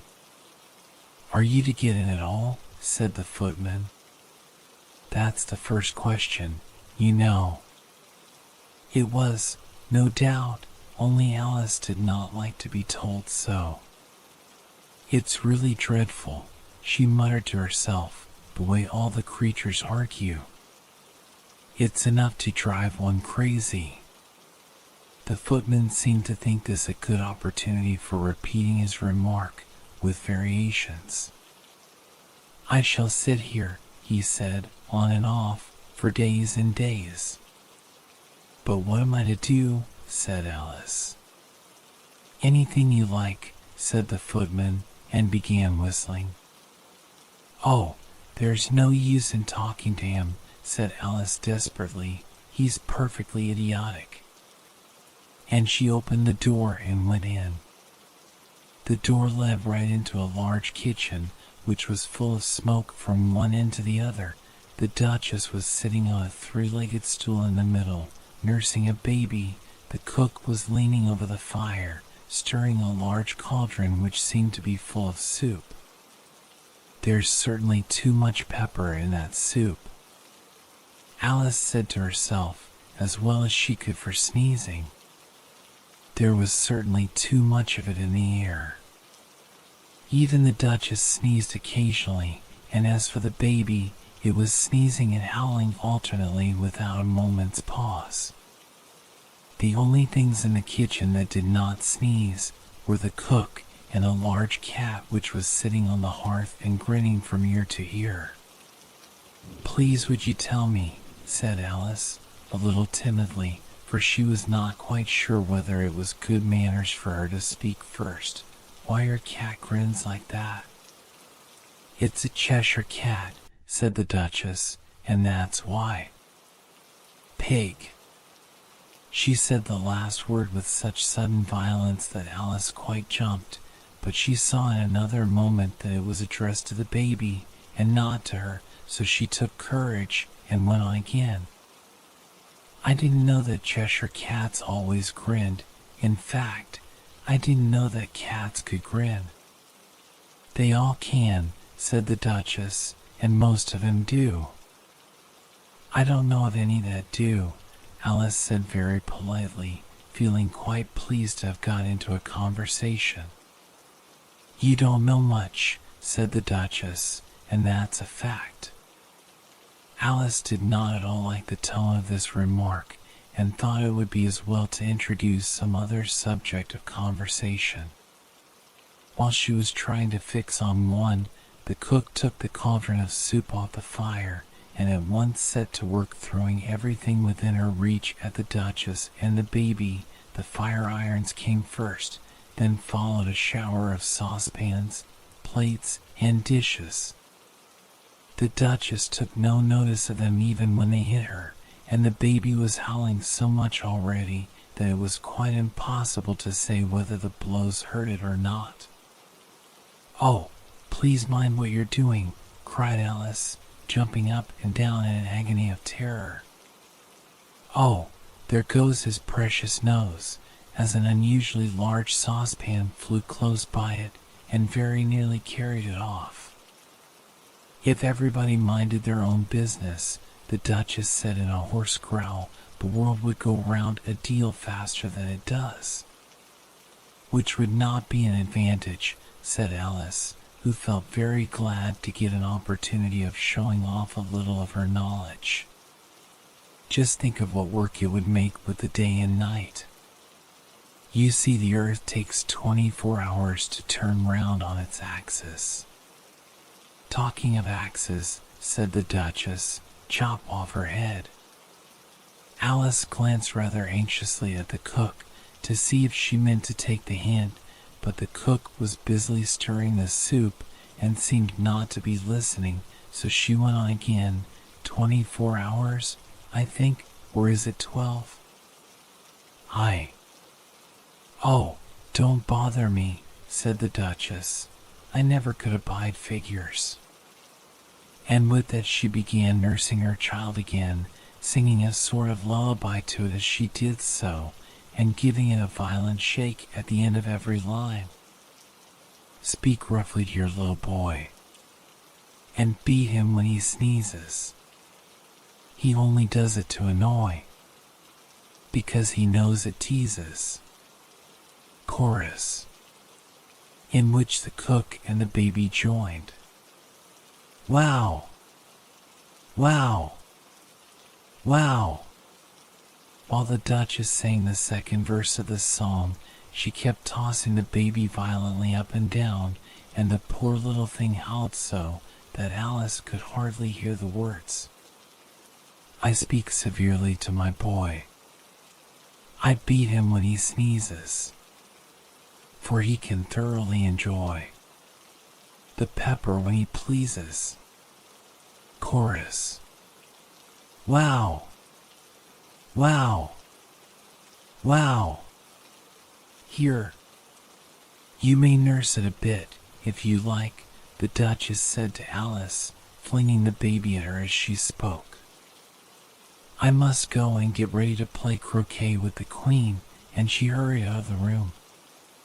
The cook threw a frying pan after her as she went out, but it just missed her.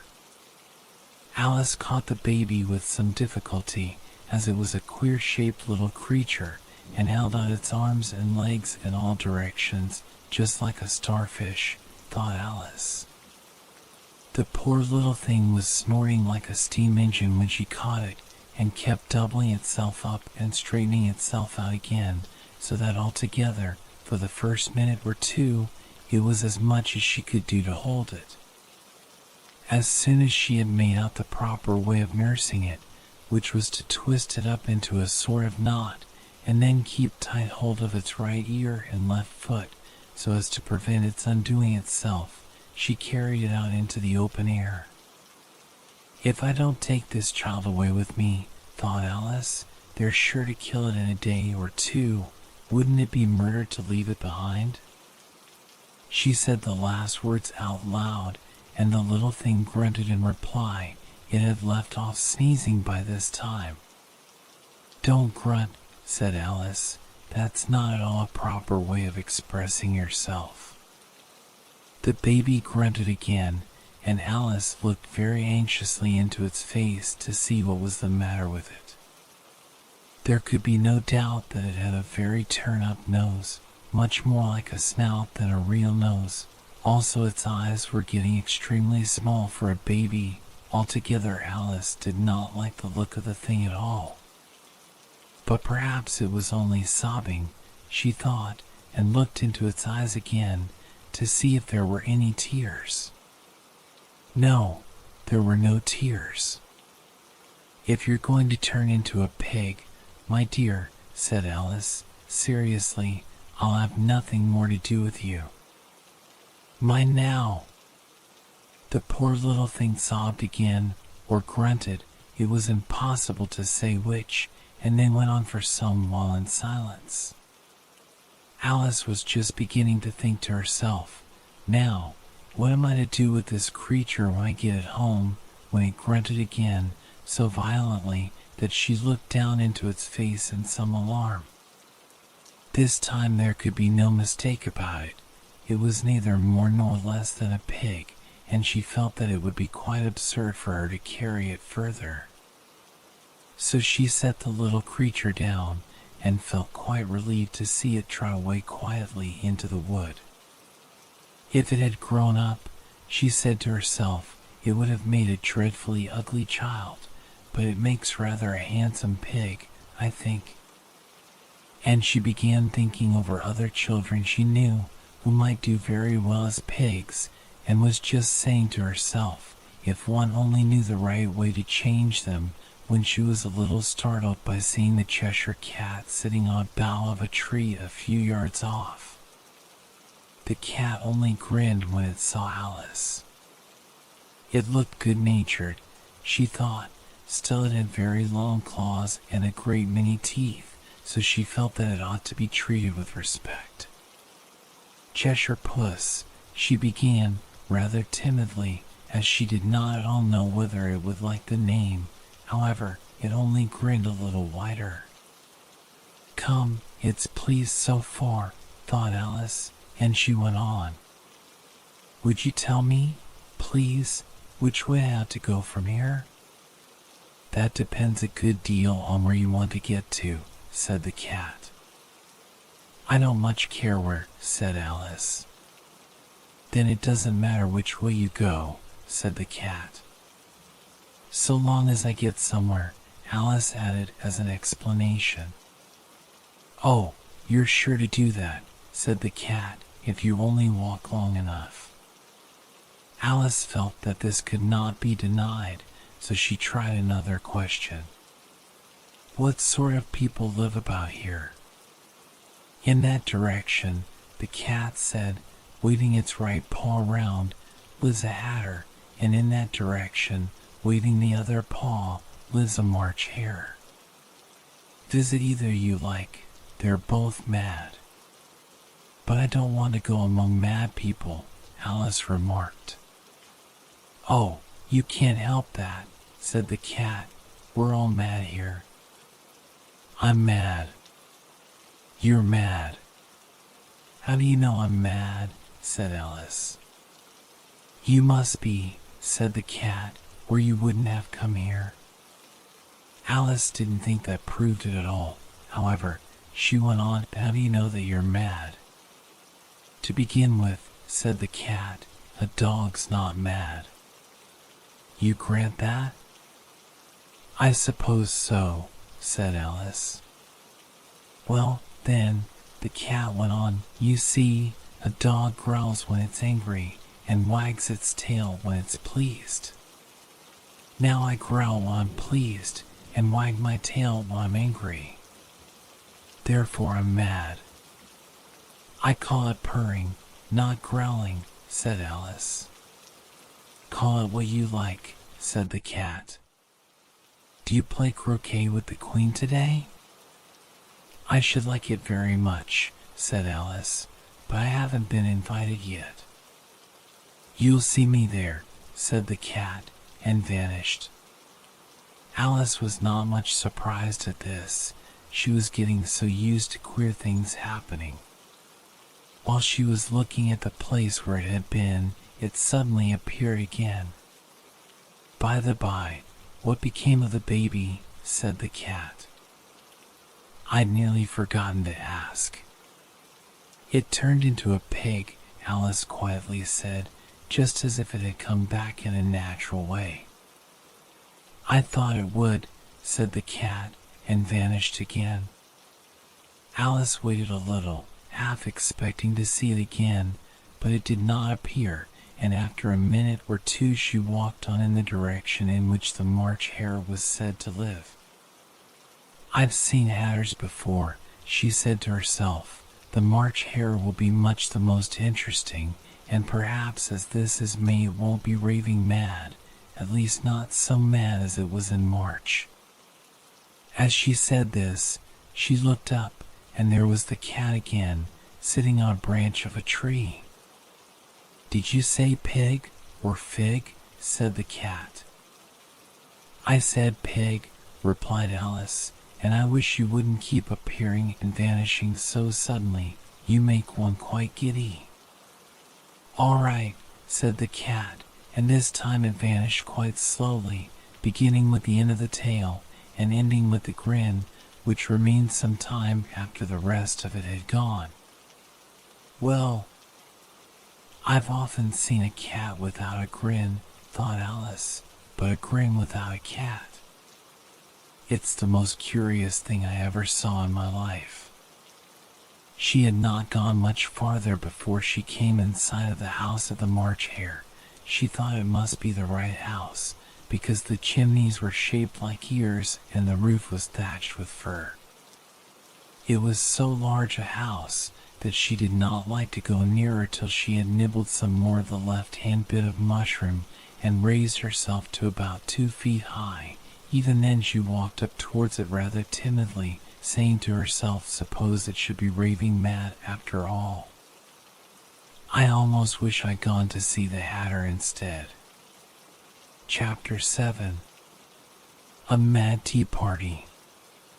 There was a table set out under a tree in front of the house, and the March Hare and the Hatter were having tea at it. A dormouse was sitting between them, fast asleep, and the other two were using it as a cushion, resting their elbows on it and talking over its head.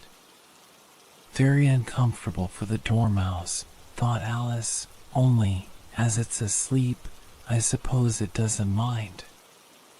The table was a large one, but the three were all crowded together at one corner of it. No room.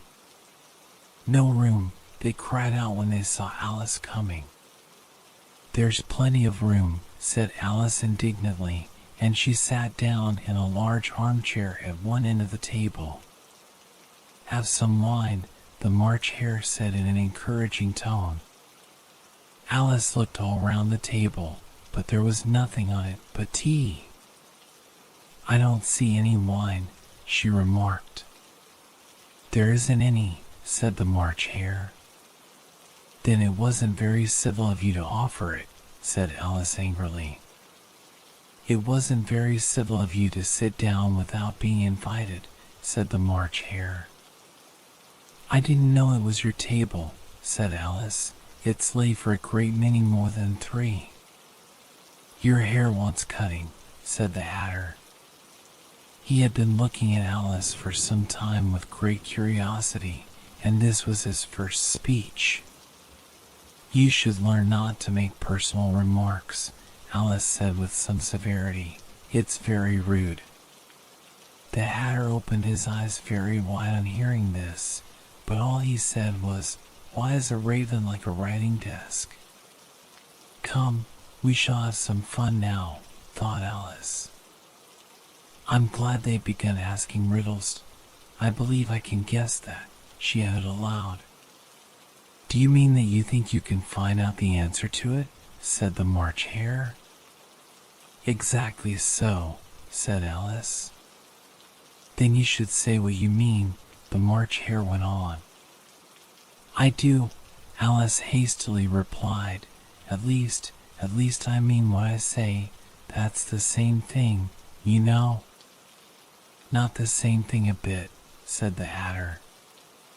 You might just as well say that I see what I eat is the same thing as I eat what I see. You might just as well say, added the March Hare, that I like what I get is the same thing as I get what I like. You might just as well say, added the Dormouse, who seemed to be talking in his sleep, that I breathe when I sleep is the same thing as I sleep when I breathe.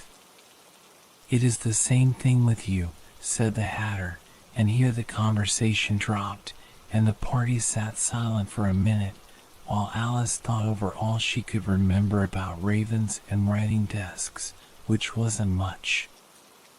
The Hatter was the first to break the silence.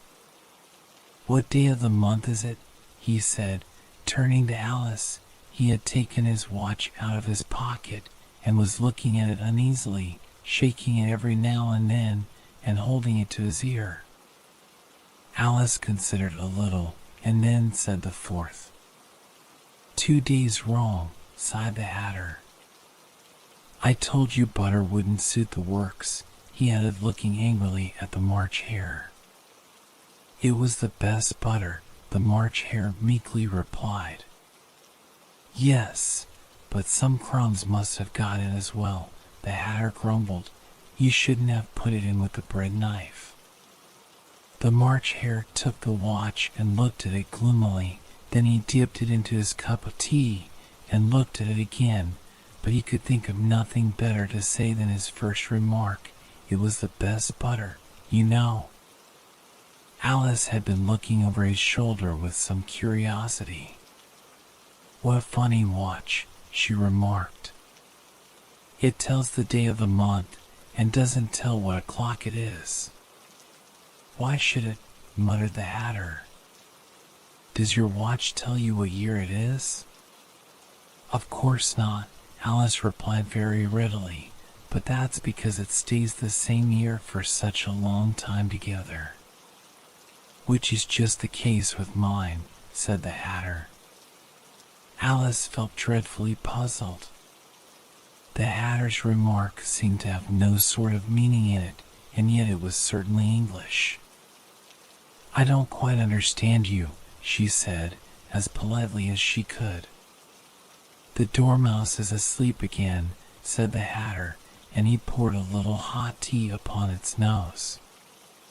The Dormouse shook its head impatiently and said, without opening its eyes, of course, just what I was going to remark myself.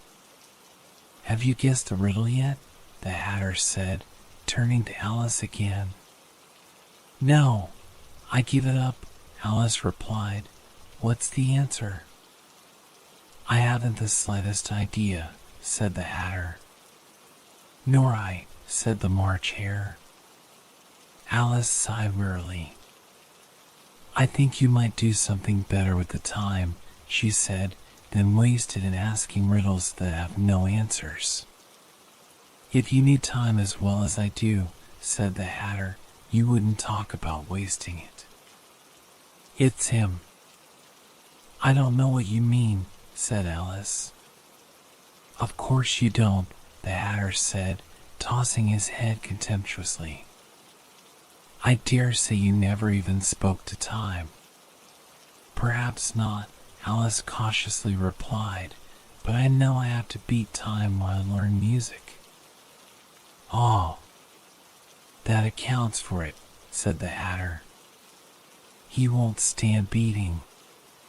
Now, if you only kept on good terms with him, he'd do almost anything you liked with the clock. For instance, suppose it were 9 o'clock in the morning, just time to begin lessons. You'd only have to whisper a hint to time, and round goes the clock in a twinkling. 1:30, time for dinner. I only wish it was, the March Hare said to itself in a whisper. That would be grand, certainly, said Alice thoughtfully, but then, I shouldn't be hungry for it, you know. Not at first, perhaps, said the Hatter, but you could keep it to 1:30 as long as you liked. Is that the way you manage? Alice asked. The Hatter shook his head mournfully. Not I, he replied. We quarreled last March, just before he went mad, you know, pointing with his teaspoon at the March Hare. It was at the great concert given by the Queen of Hearts, and I had to sing. Twinkle, twinkle, little bat. How I wonder what you're at. You know this song, perhaps? I've heard something like it, said Alice. It goes on, you know, the Hatter continued, in this way. Up above the world you fly, like a tea tray in the sky. Twinkle, twinkle. Here the dormouse shook itself and began singing in its sleep, twinkle, twinkle, twinkle, twinkle, and went on so long that they had to pinch it to make it stop. Well, I'd hardly finished the first verse, said the Hatter, when the Queen jumped up and bawled out, He's murdering the time. Off with his head. How dreadfully savage, exclaimed Alice. And ever since that, the Hatter went on in a mournful tone, he won't do a thing I ask. It's always 6 o'clock now. A bright idea came into Alice's head. Is that the reason so many tea things are put out here? She asked.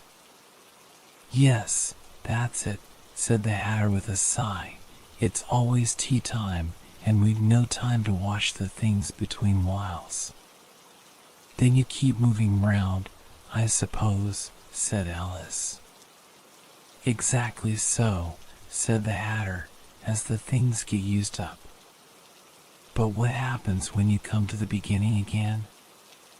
Alice ventured to ask. Suppose we change the subject, the March Hare interrupted, yawning. I'm getting tired of this.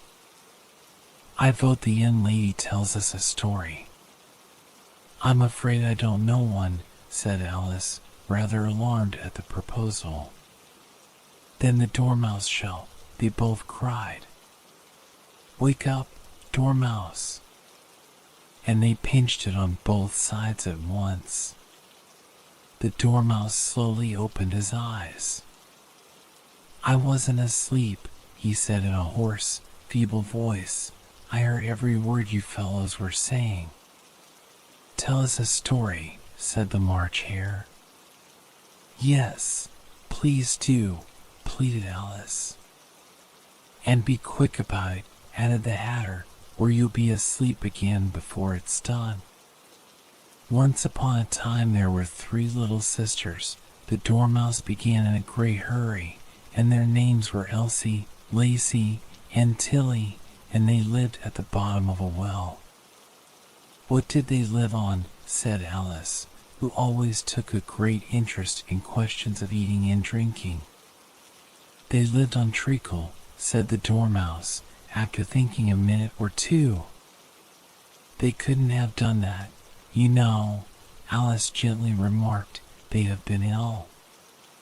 So they were, said the Dormouse, very ill. Alice tried to fancy to herself what such an extraordinary ways of living would be like, but it puzzled her too much, so she went on, but why did they live at the bottom of a well? Take some more tea, the March Hare said to Alice, very earnestly. I've had nothing yet, Alice replied in an offended tone, so I can't take more.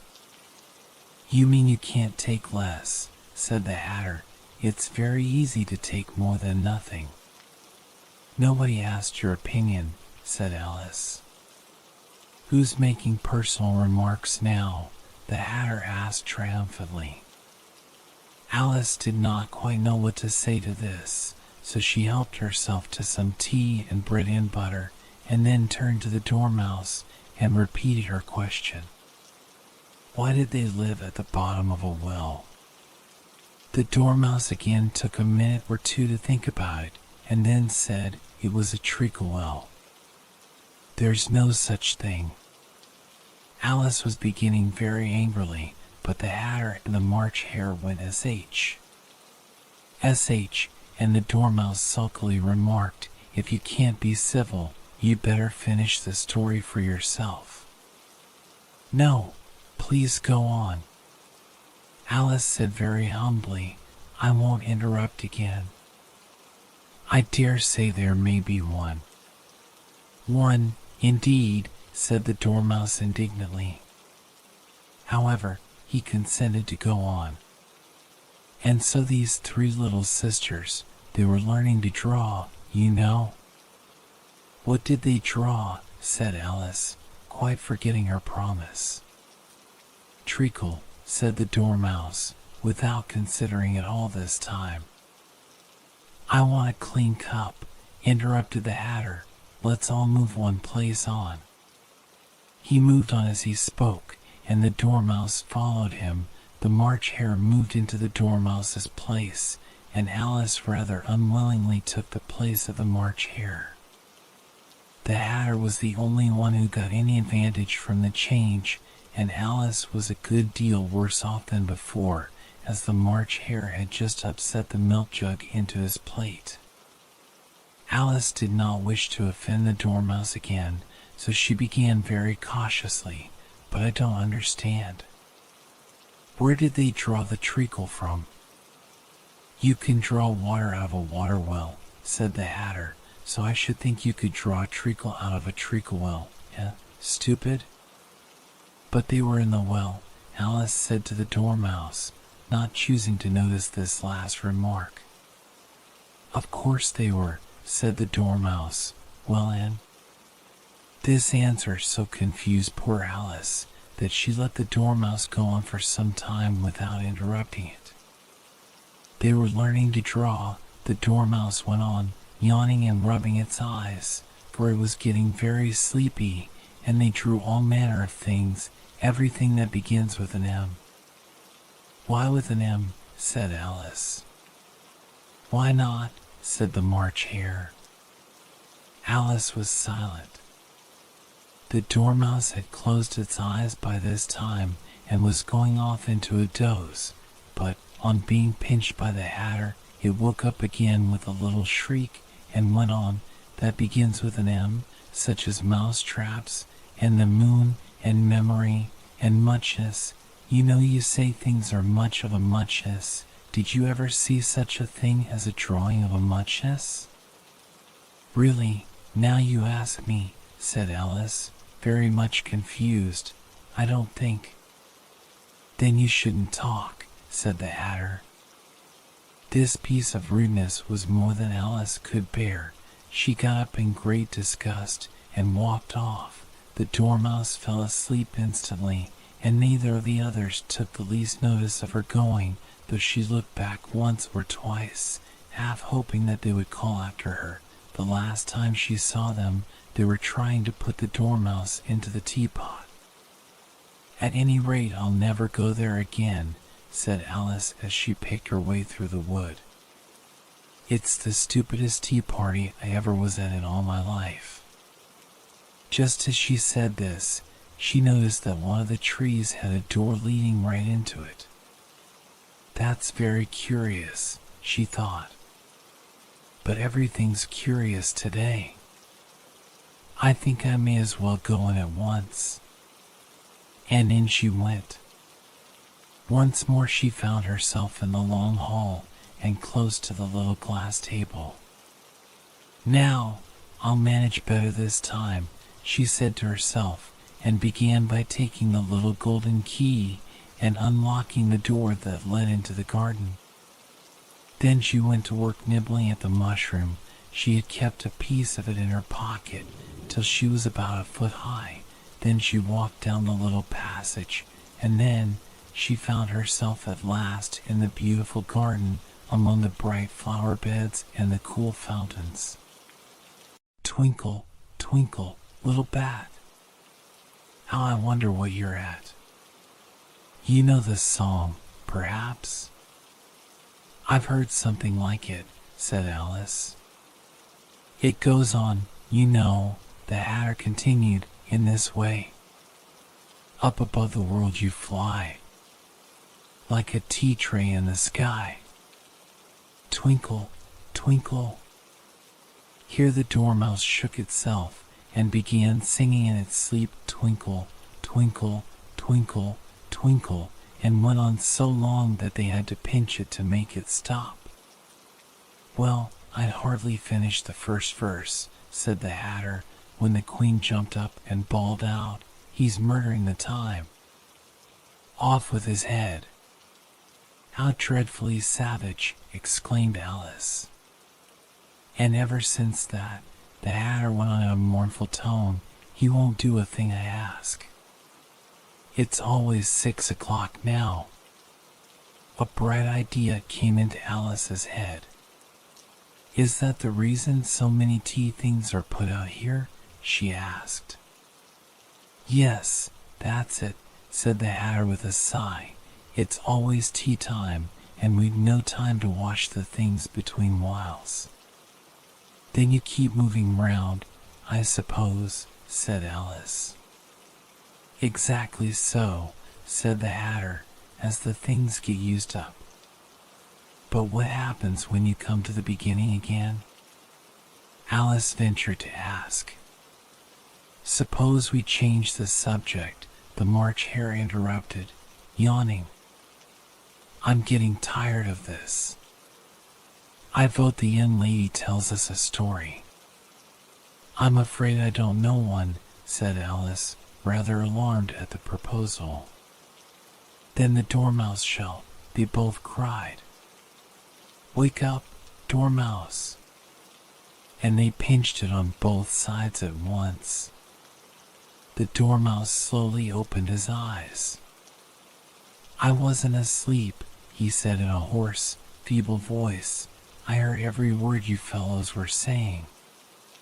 Tell us a story, said the March Hare. Yes, please do, pleaded Alice. And be quick about it, added the Hatter, or you'll be asleep again before it's done. Once upon a time there were 3 little sisters. The Dormouse began in a great hurry, and their names were Elsie, Lacey, and Tilly, and they lived at the bottom of a well. What did they live on? Said Alice, who always took a great interest in questions of eating and drinking. They lived on treacle, said the Dormouse, after thinking a minute or two. They couldn't have done that, you know, Alice gently remarked. They'd have been ill. So they were, said the Dormouse, very ill. Alice tried to fancy to herself what such an extraordinary ways of living would be like, but it puzzled her too much, so she went on, but why did they live at the bottom of a well? Take some more tea, the March Hare said to Alice, very earnestly. I've had nothing yet, Alice replied in an offended tone, so I can't take more. You mean you can't take less, said the Hatter, It's very easy to take more than nothing. Nobody asked your opinion, said Alice. Who's making personal remarks now? The Hatter asked triumphantly. Alice did not quite know what to say to this, so she helped herself to some tea and bread and butter, and then turned to the Dormouse and repeated her question. Why did they live at the bottom of a well? The Dormouse again took a minute or two to think about it, and then said it was a treacle well. There's no such thing. Alice was beginning very angrily, but the Hatter and the March Hare went SH. SH, and the Dormouse sulkily remarked, if you can't be civil, you'd better finish the story for yourself. No, please go on. Alice said very humbly, I won't interrupt again. I dare say there may be one. One, indeed, said the Dormouse indignantly. However, he consented to go on. And so these three little sisters, they were learning to draw, you know. What did they draw? Said Alice, quite forgetting her promise. Treacle, said the Dormouse, without considering it all this time. I want a clean cup, interrupted the Hatter. Let's all move one place on. He moved on as he spoke, and the Dormouse followed him. The March Hare moved into the Dormouse's place, and Alice rather unwillingly took the place of the March Hare. The Hatter was the only one who got any advantage from the change, and Alice was a good deal worse off than before, as the March Hare had just upset the milk jug into his plate. Alice did not wish to offend the Dormouse again, so she began very cautiously, but I don't understand. Where did they draw the treacle from? You can draw water out of a water well, said the Hatter, so I should think you could draw a treacle out of a treacle well, eh, stupid? But they were in the well, Alice said to the Dormouse, not choosing to notice this last remark. Of course they were, said the Dormouse. Well, and? This answer so confused poor Alice that she let the Dormouse go on for some time without interrupting it. They were learning to draw, the Dormouse went on, yawning and rubbing its eyes, for it was getting very sleepy, and they drew all manner of things, everything that begins with an M. Why with an M? Said Alice. Why not? Said the March Hare. Alice was silent. The Dormouse had closed its eyes by this time and was going off into a doze, but on being pinched by the Hatter, it woke up again with a little shriek and went on, that begins with an M, such as mouse traps, and the moon, and memory, and muchness. You know you say things are much of a muchness. Did you ever see such a thing as a drawing of a muchness? Really, now you ask me, said Alice, very much confused. I don't think. Then you shouldn't talk, said the Hatter. This piece of rudeness was more than Alice could bear. She got up in great disgust and walked off. The Dormouse fell asleep instantly, and neither of the others took the least notice of her going, though she looked back once or twice, half hoping that they would call after her. The last time she saw them, they were trying to put the Dormouse into the teapot. At any rate, I'll never go there again, said Alice as she picked her way through the wood. It's the stupidest tea party I ever was at in all my life. Just as she said this, she noticed that one of the trees had a door leading right into it.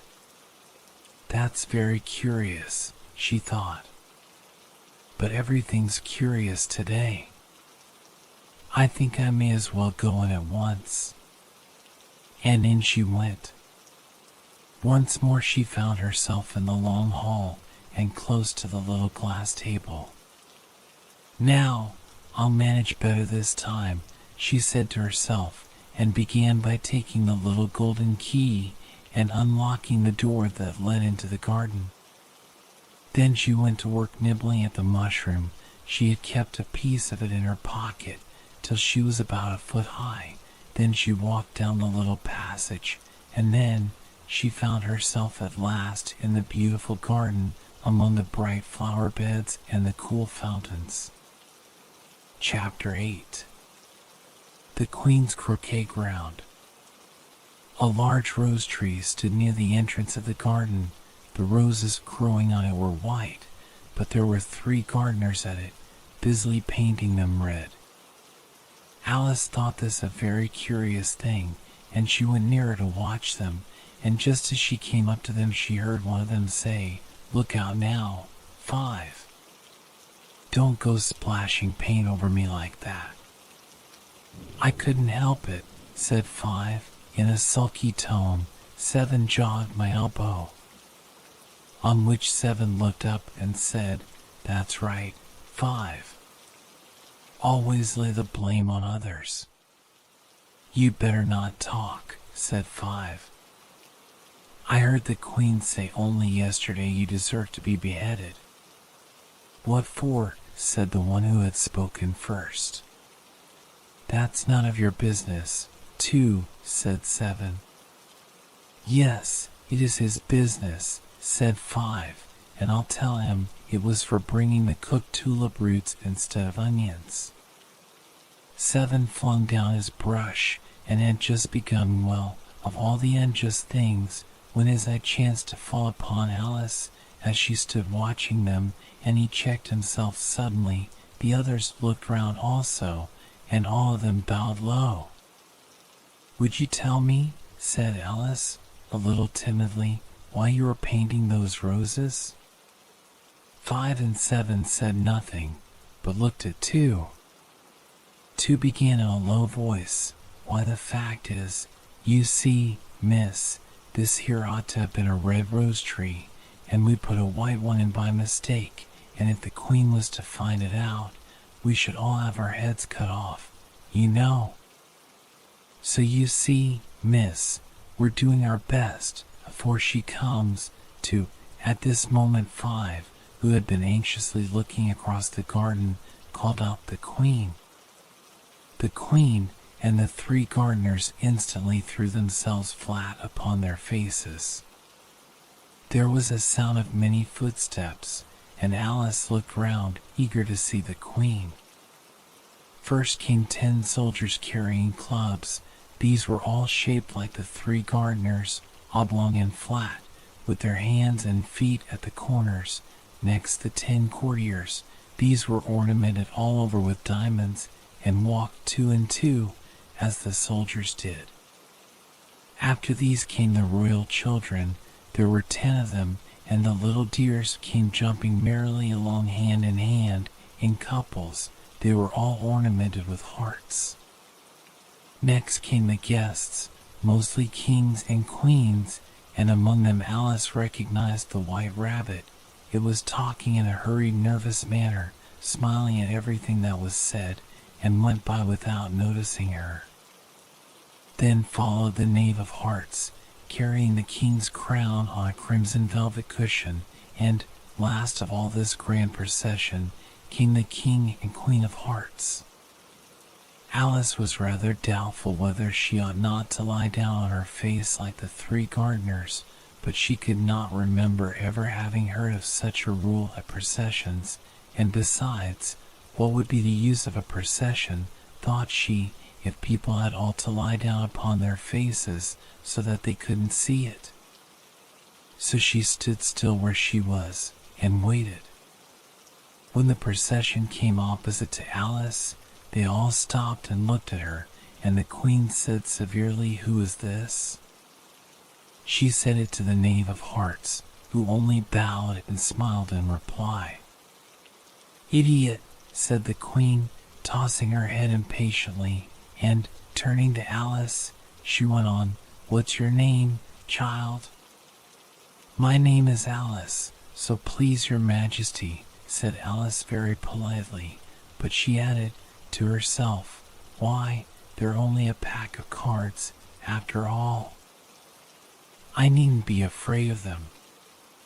"And who are these?" said the queen, pointing to the 3 gardeners who were lying round the rose tree, for, you see, as they were lying on their faces, and the pattern on their backs was the same as the rest of the pack, she could not tell whether they were gardeners, or soldiers, or courtiers, or 3 of her own children.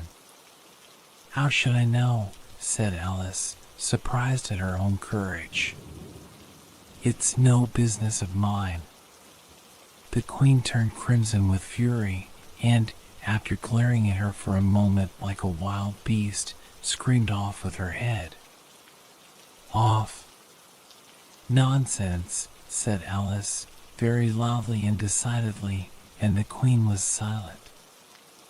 The king laid his hand upon her arm, and timidly said, Consider, my dear, she is only a child. The queen turned angrily away from him, and said to the knave, Turn them over. The knave did so, very carefully, with 1 foot.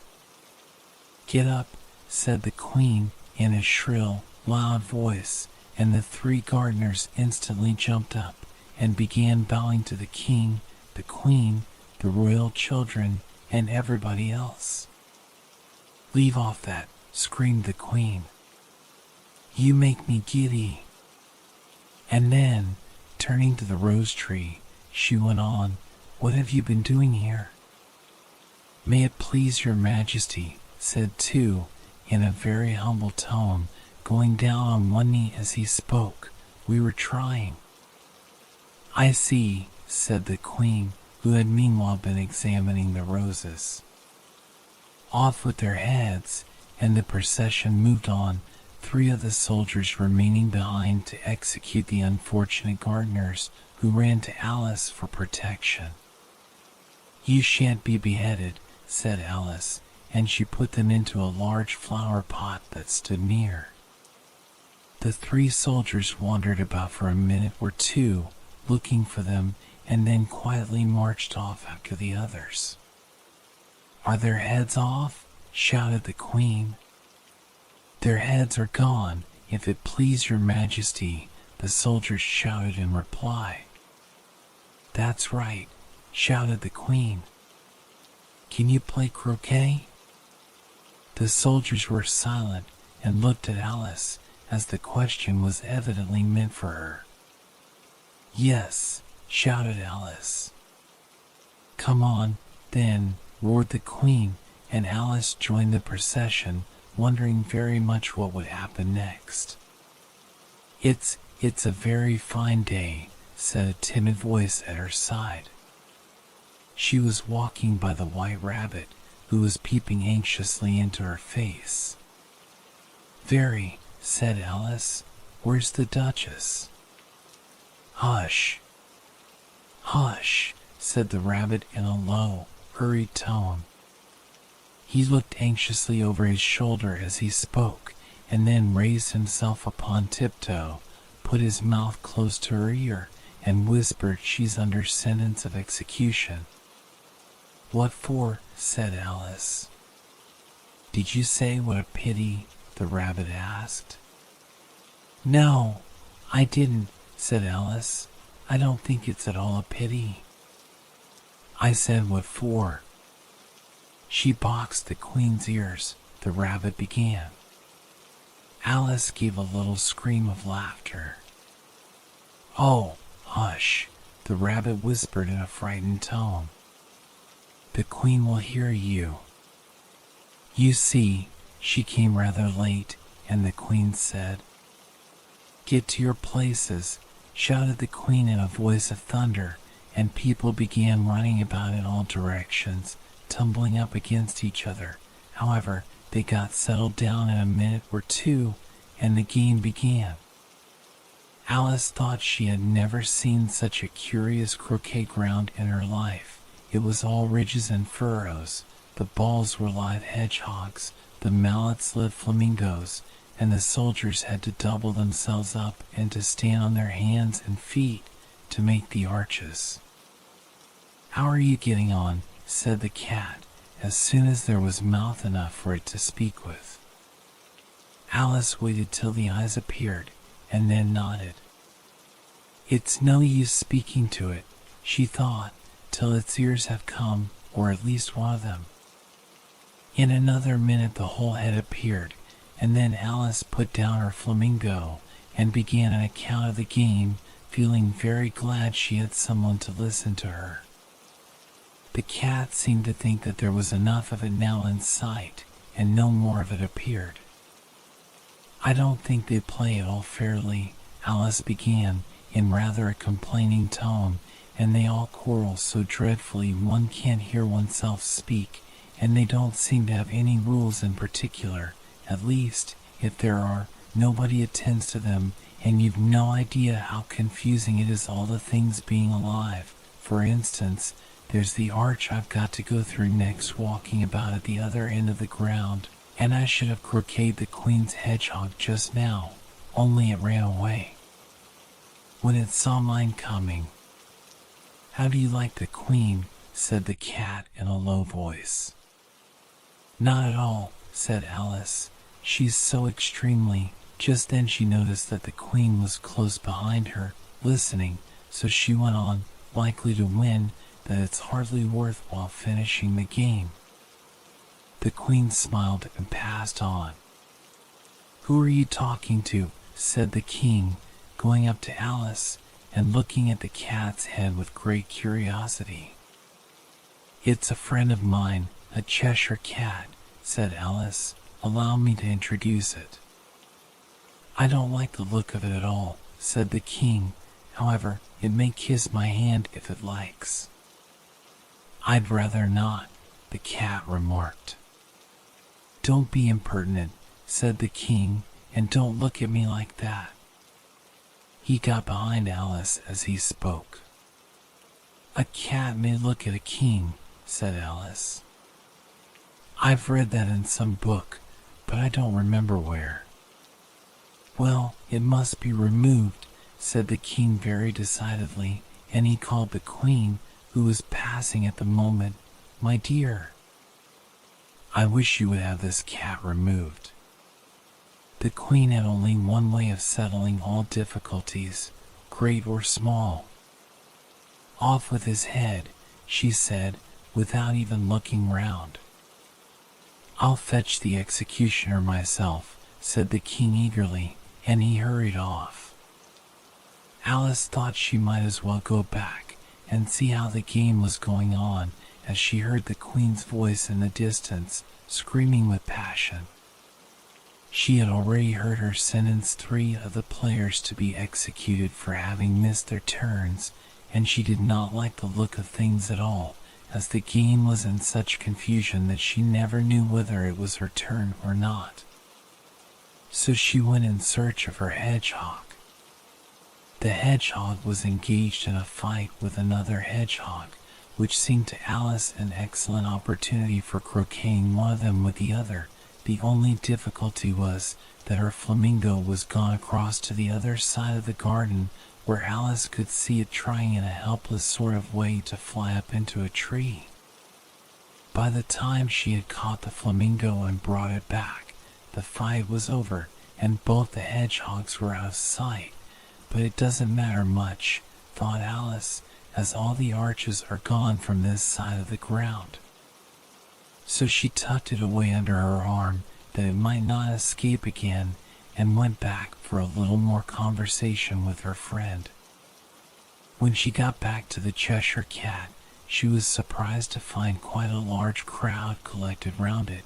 There was a dispute going on between the executioner, the King, and the Queen, who were all talking at once, while all the rest were quite silent and looked very uncomfortable.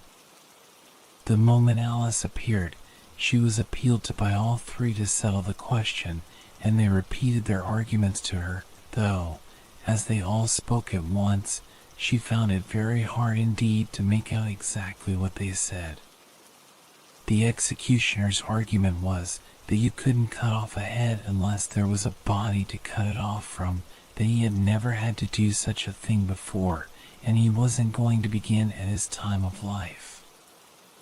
The King's argument was that anything that had a head could be beheaded, and that you weren't to talk nonsense. The Queen's argument was that if something wasn't done about it in less than no time, she'd have everybody executed all around. It was this last remark that had made the whole party look so grave and anxious. Alice could think of nothing else to say but, "It belongs to the Duchess. You better ask her about it." "She's in prison," the Queen said to the executioner. "Fetch her here." And the executioner went off like an arrow. The cat's head began fading away the moment he was gone, and by the time he had come back with the Duchess, it had entirely disappeared, so the king and the executioner ran wildly up and down looking for it, while the rest of the party went back to the game. Chapter 9. The Mock Turtle Story. "You can't think how glad I am to see you again, you dear old thing," said the Duchess, as she tucked her arm affectionately into Alice's, and they walked off together. Alice was very glad to find her in such a pleasant temper, and thought to herself that perhaps it was only the pepper that had made her so savage when they met in the kitchen. "Well, I'm a Duchess," she said to herself, not in a very hopeful tone though. "I won't have any pepper in my kitchen at all. Soup does very well without. Maybe it's always pepper that makes people hot-tempered," she went on, very much pleased at having found out a new kind of rule, "and vinegar that makes them sour, and chamomile that makes them bitter, and barley sugar and such things that make children sweet-tempered. I only wish people knew that, then they wouldn't be so stingy about it, you know." She had quite forgotten the Duchess by this time, and was a little startled when she heard her voice close to her ear. "You're thinking about something, my dear, and that makes you forget to talk. I can't tell you just now what the moral of that is, but I shall remember it in a bit." "Perhaps it hasn't one," Alice ventured to remark. "Tut, tut, child," said the Duchess. "Everything's got a moral, if only you can find it." And she squeezed herself up closer to Alice's side as she spoke. Alice did not much like keeping so close to her, first, because the Duchess was very ugly, and secondly, because she was exactly the right height to rest her chin upon Alice's shoulder, and it was an uncomfortably sharp chin. However, she did not like to be rude, so she bore it as well as she could. "The game's going on rather better now," she said, by way of keeping up the conversation a little. "'Tis so," said the Duchess, "and the moral of that is, oh, 'tis love that makes the world go round."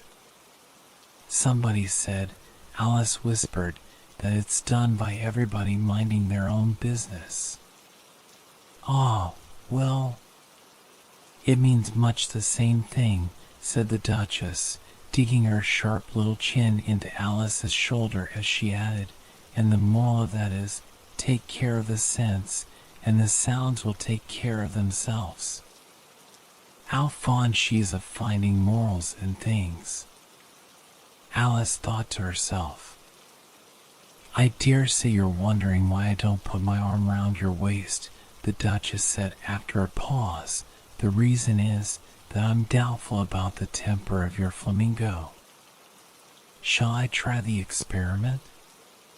"He might bite," Alice cautiously replied, not feeling at all anxious to have the experiment tried.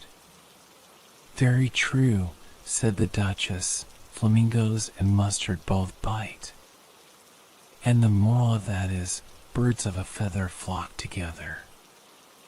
"Only mustard isn't a bird," Alice remarked. "Right, as usual," said the Duchess. "What a clear way you have of putting things." "It's a mineral, I think," said Alice. "Of course it is," said the Duchess, who seemed ready to agree to everything that Alice said, there's a large mustard mine near here. And the moral of that is, the more there is of mine, the less there is of yours." "Oh, I know," exclaimed Alice, who had not attended to this last remark. "It's a vegetable. It doesn't look like one, but it is." "I quite agree with you," said the Duchess, "and the moral of that is, be what you would seem to be, or if you'd like it put more simply, never imagine yourself not to be otherwise than what it might appear to others that what you were or might have been was not otherwise than what you had been would have appeared to them to be otherwise." "I think I should understand that better," Alice said very politely, "if I had it written down, but I can't quite follow it as you say it." "That's nothing to what I could say if I chose," the Duchess replied in a pleased tone.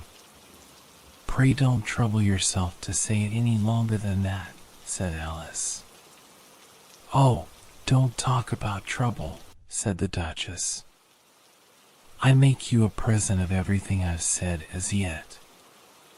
"A cheap sort of present," thought Alice. "I'm glad they don't give birthday presents like that." But she did not venture to say it out loud. Thinking again, the Duchess asked, with another dig of her sharp little chin. "I've a right to think," said Alice sharply, for she was beginning to feel a little worried. "Just about as much right," said the Duchess, "as pigs have to fly, and the But here, to Alice's great surprise, the Duchess's voice died away, even in the middle of her favorite word moral, and the arm that was linked into hers began to tremble. Alice looked up, and there stood the Queen in front of them, with her arms folded, frowning like a thunderstorm. "A fine day, Your Majesty," the Duchess began in a low, weak voice. "Now, I give you fair warning," shouted the Queen, stamping on the ground as she spoke. "Either you or your head must be off, and that in about half no time. Take your choice." The Duchess took her choice, and was gone in a moment. "Let's go on with the game," the Queen said to Alice, and Alice was too much frightened to say a word, but slowly followed her back to the croquet ground. The other guests had taken advantage of the Queen's absence and were resting in the shade. However, the moment they saw her, they hurried back to the game, the Queen merely remarking that a moment's delay would cost them their lives. All the time they were playing, the Queen never left off quarreling with the other players and shouting "off with his head" or "off with her head." Those whom she sentenced were taken into custody by the soldiers, who of course had to leave off being archers to do this, so that by the end of half an hour or so there were no archers left, and all the players, except the King, the Queen, and Alice, were in custody and under sentence of execution. Then the Queen left off, quite out of breath, and said to Alice, "Have you seen the mock turtle yet?" "No," said Alice. "I don't even know what a mock turtle is." "It's the thing mock turtle soup is made from," said the Queen. "I never saw one or heard of one," said Alice. "Come on, then," said the Queen, "and he shall tell you his history." As they walked off together, Alice heard the King say in a low voice to the company generally, "You are all pardoned." "Come, that's a good thing," she said to herself, for she had felt quite unhappy at the number of executions the Queen had ordered. They very soon came upon a griffin, lying fast asleep in the sun. If you don't know what a griffin is, look at the picture. "Up, lazy thing," said the Queen, "and take this young lady to see the mock turtle, and to hear his history. I must go back and see after some executions I have ordered," and she walked off, leaving Alice alone with the griffin. Alice did not quite like the look of the creature, but on the whole she thought it would be quite as safe to stay with it as to go after that savage queen, so she waited. The griffin sat up and rubbed its eyes, then it watched the queen till she was out of sight, then it chuckled. "What fun," said the griffin, half to itself, half to Alice. "What is the fun?" said Alice. "Why, said the griffin. "It's all her fancy, that they never executes nobody, you know. Come on." "Everybody says come on, here," thought Alice, as she went slowly after it. "I never was so ordered about it all my life, never." They had not gone far before they saw the Mock Turtle in the distance, sitting sad and lonely on a little ledge of rock, and, as they came nearer, Alice could hear him sighing as if his heart would break.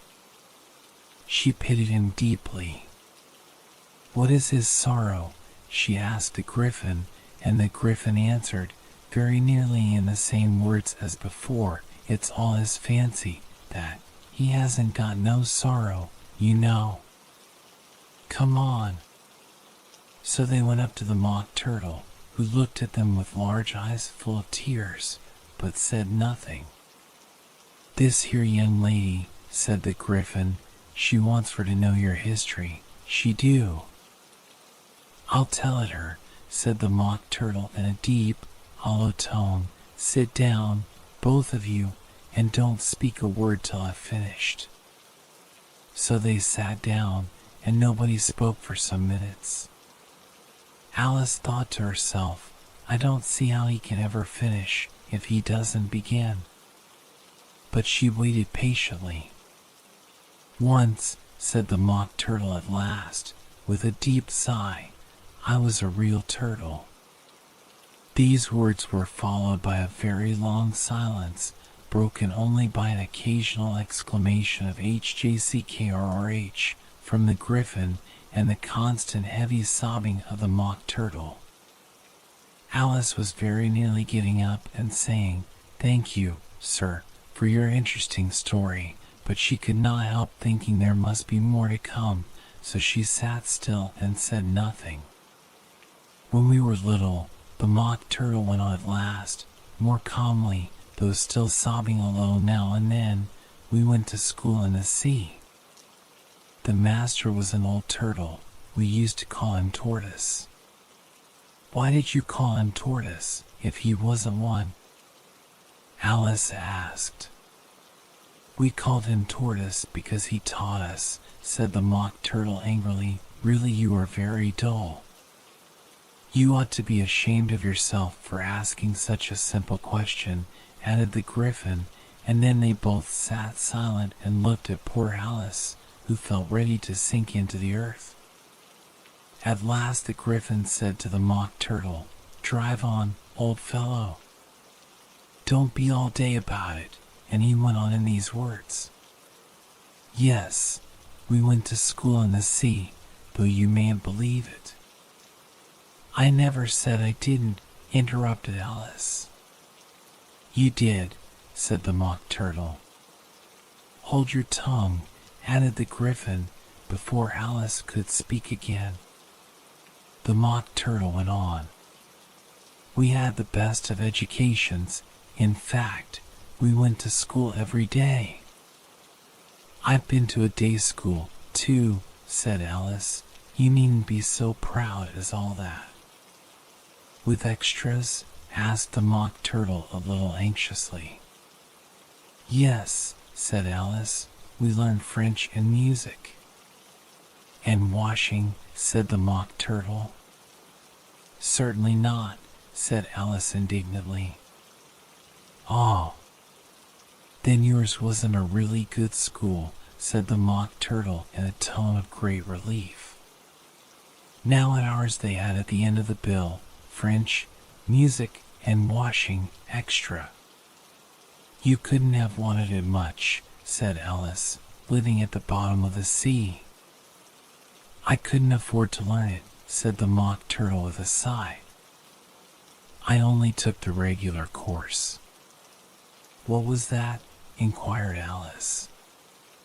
Reeling and writhing, of course, to begin with, the Mock Turtle replied, and then the different branches of arithmetic, ambition, distraction, uglification, and derision. I never heard of uglification, Alice ventured to say. What is it? The Griffin lifted up both its paws in surprise. What? Never heard of uglifying, it exclaimed. You know what to beautify is, I suppose? Yes, said Alice doubtfully. It means to make anything prettier. Well, then, the Griffin went on, if you don't know what to uglify is, you are a simpleton. Alice did not feel encouraged to ask any more questions about it, so she turned to the Mock Turtle and said, what else had you to learn? Well, there was mystery, the Mock Turtle replied, counting off the subjects on his flappers, mystery, ancient and modern, with seaography, then drawing. The drawing master was an old conger eel that used to come once a week. He taught us drawing, stretching, and fainting in coils. What was that like? Said Alice. Well, I can't show you myself, the Mock Turtle said. I'm too stiff. And the Griffin never learned it. Hadn't time, said the Griffin. I went to the classics master, though. He was an old crab, he was. I never went to him, the Mock Turtle said with a sigh. He taught laughing in grief, they used to say. So he did, said the Griffin, sighing in his turn, and both creatures hid their faces in their paws. And how many hours a day did you do lessons? Said Alice, in a hurry to change the subject. 10 hours the first day, said the Mock Turtle, 9 the next, and so on. What a curious plan, exclaimed Alice. That's the reason they're called lessons, the Griffin remarked, because they lesson from day to day.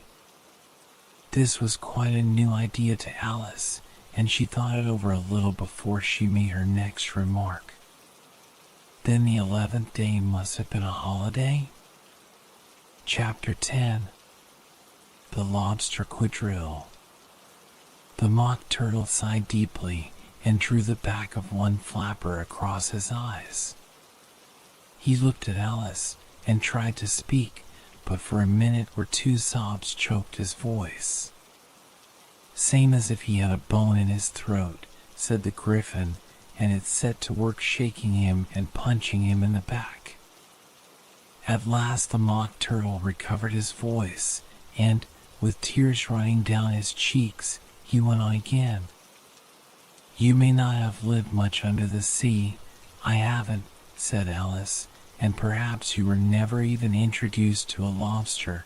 Alice began to say, I once tasted, but checked herself hastily and said, no, never, so you can have no idea what a delightful thing a lobster quadrille is.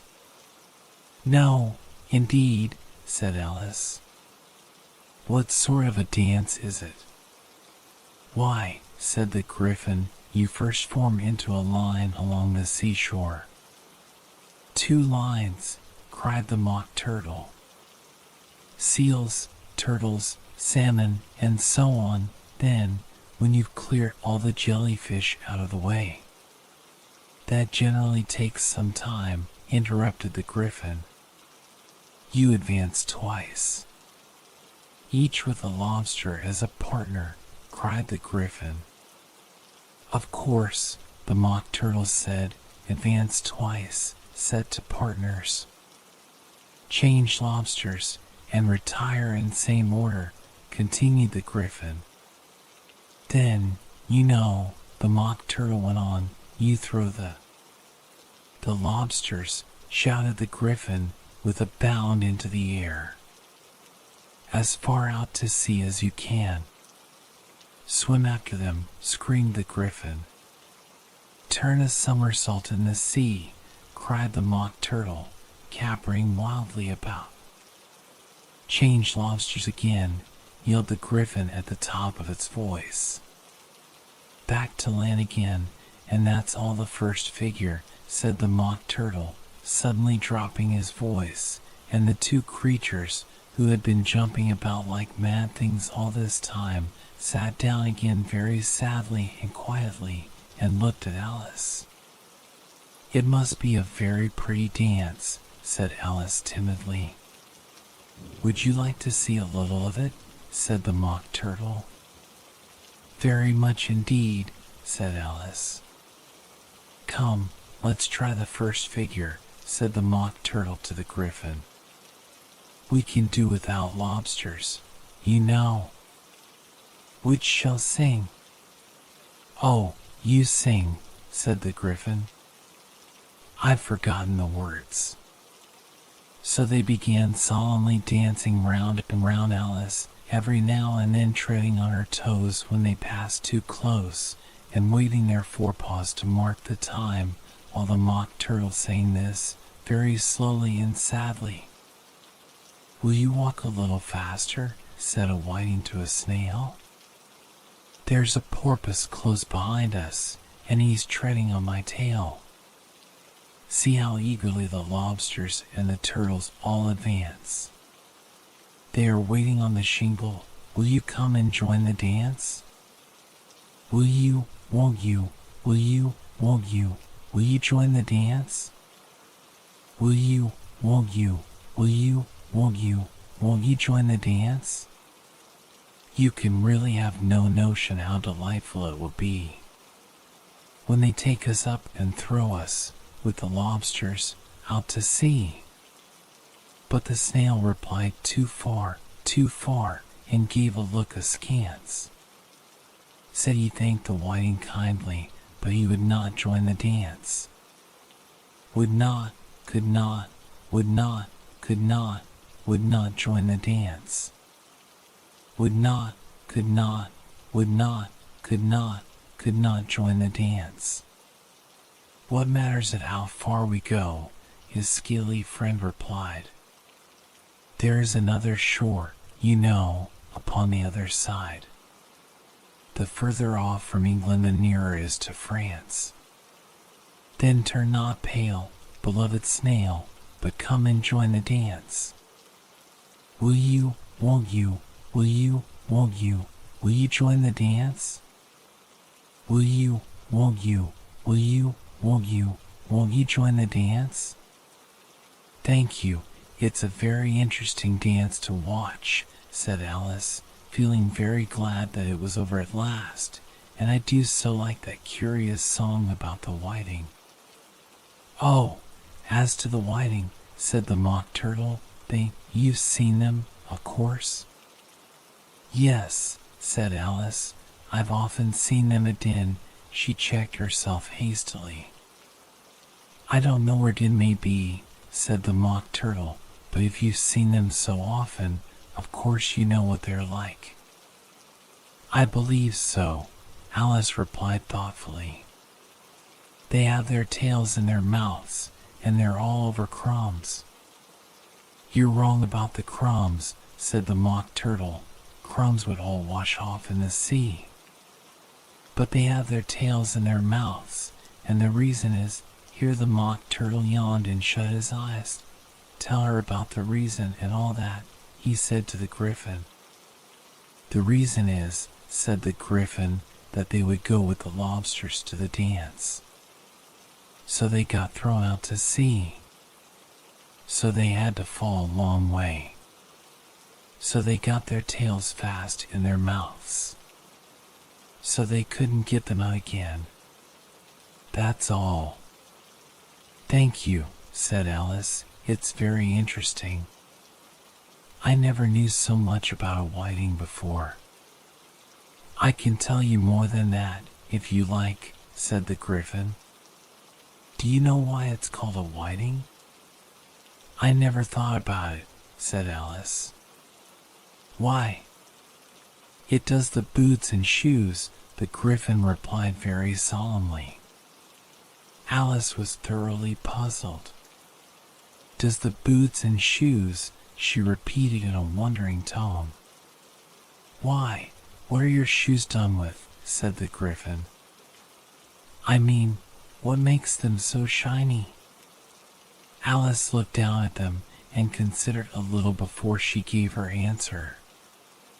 They're done with blacking, I believe. Boots and shoes under the sea, the Griffin went on in a deep voice, are done with whiting. Now you know. And what are they made of? Alice asked in a tone of great curiosity. Soles and eels, of course, the Griffin replied rather impatiently. Any shrimp could have told you that. If I'd been the whiting, said Alice, whose thoughts were still running on the song, I'd have said to the porpoise, keep back, please, we don't want you with us. They were obliged to have him with them. The Mock Turtle said, no wise fish would go anywhere without a porpoise. Wouldn't it really? Said Alice in a tone of great surprise. Of course not, said the Mock Turtle. Why, if a fish came to me and told me he was going a journey, I should say with what purpose. Don't you mean purpose? Said Alice. I mean what I say, the Mock Turtle replied in an offended tone. And the Griffin added, come, let's hear some of your adventures. I could tell you my adventures, beginning from this morning, said Alice a little timidly, but it's no use going back to yesterday, because I was a different person then. Explain all that, said the Mock Turtle. No, no. The adventures first, said the Griffin in an impatient tone. Explanations take such a dreadful time. So Alice began telling them her adventures from the time when she first saw the White Rabbit. She was a little nervous about it just at first. The two creatures got so close to her, one on each side, and opened their eyes and mouths so very wide, but she gained courage as she went on. Her listeners were perfectly quiet till she got to the part about her repeating your old Father William to the caterpillar, and the words all coming different, and then the Mock Turtle drew a long breath and said, that's very curious. It's all about as curious as it can be, said the Griffin. It all came different, the Mock Turtle repeated thoughtfully. I should like to hear her try and repeat something now. Tell her to begin. He looked at the Griffin as if he thought it had some kind of authority over Alice. Stand up and repeat, 'tis the voice of the sluggard, said the Griffin. How the creatures order one about, and make one repeat lessons, thought Alice. I might as well be at school at once.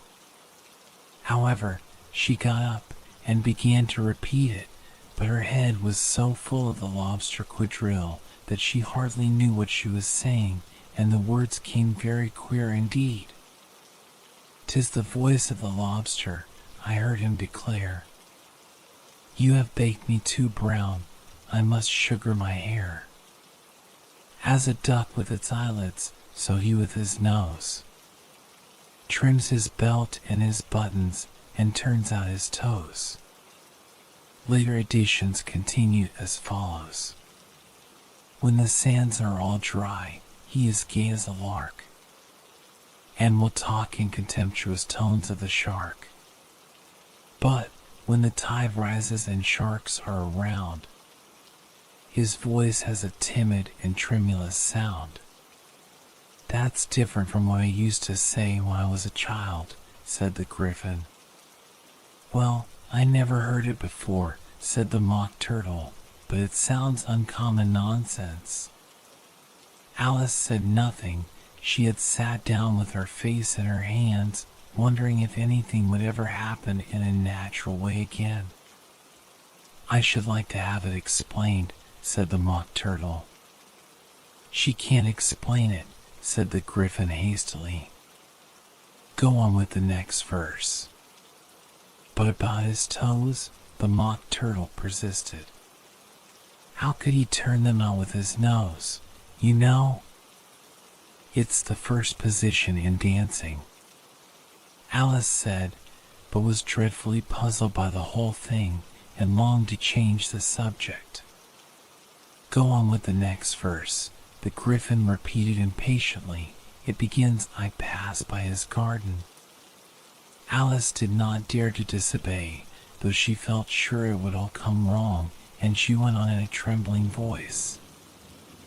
I passed by his garden and marked, with one eye, how the owl and the panther were sharing a pie. Later editions continue as follows. The panther took pie crust and gravy and meat, while the owl had the dish as its share of the treat. When the pie was all finished, the owl, as a boon, was kindly permitted to pocket the spoon, while the panther received knife and fork with a growl, and concluded the banquet. What is the use of repeating all that stuff? The Mock Turtle interrupted. If you don't explain it as you go on, it's by far the most confusing thing I ever heard. Yes, I think you better leave off, said the Griffin, and Alice was only too glad to do so. Shall we try another figure of the lobster quadrille? The Griffin went on. Or would you like the Mock Turtle to sing you a song? Oh, a song, please, if the Mock Turtle would be so kind, Alice replied, so eagerly that the Griffin said, in a rather offended tone, each no accounting for tastes. Sing her turtle soup, will you, old fellow? The Mock Turtle sighed deeply and began, in a voice sometimes choked with sobs, to sing this. Beautiful soup, so rich and green, waiting in a hot tureen. Who for such dainties would not stoop? Soup of the evening, beautiful soup. Soup of the evening, beautiful soup. Bo, beautiful soup. Bo, beautiful soup. Soup of the evening. Beautiful, beautiful soup. Beautiful soup. Who cares for fish, game, or any other dish? Who would not give all else for 2p? Pennyworth only a beautiful soup? Pennyworth only a beautiful soup? Bo, beautiful soup. Bo, beautiful soup. Soup of the evening. Beautiful, beautiful soup. Chorus again, cried the Griffin, and the Mock Turtle had just begun to repeat it when a cry of the trial's beginning was heard in the distance. Come on, cried the Griffin, and, taking Alice by the hand, it hurried off, without waiting for the end of the song. What trial is it? Alice panted as she ran, but the Griffin only answered, come on, and ran the faster, while more and more faintly came, carried on the breeze that followed them, the melancholy words. Soup of the evening. Beautiful, beautiful soup. Chapter 11. Who stole the tarts? The King and Queen of Hearts were seated on their throne when they arrived, with a great crowd assembled about them, all sorts of little birds and beasts, as well as the whole pack of cards. The knave was standing before them in chains, with a soldier on each side to guard him, and near the king was the White Rabbit, with a trumpet in one hand and a scroll of parchment in the other. In the very middle of the court was a table, with a large dish of tarts upon it. They looked so good that it made Alice quite hungry to look at them. I wish they'd get the trial done, she thought, and hand round the refreshments. But there seemed to be no chance of this, so she began looking at everything about her to pass away the time. Alice had never been in a court of justice before, but she had read about them in books, and she was quite pleased to find that she knew the name of nearly everything there. "That's the judge," she said to herself, because of his great wig. The judge, by the way, was the king, and as he wore his crown over the wig, look at the frontispiece if you want to see how he did it. He did not look at all comfortable, and it was certainly not becoming. "And that's the jury box," thought Alice, "and those 12 creatures," she was obliged to say creatures, you see, because some of them were animals, and some were birds. "I suppose they are the jurors." She said this last word 2 or 3 times over to herself, being rather proud of it, for she thought, and rightly too, that very few little girls of her age knew the meaning of it at all. However, jurymen would have done just as well. The 12 jurors were all writing very busily on slates.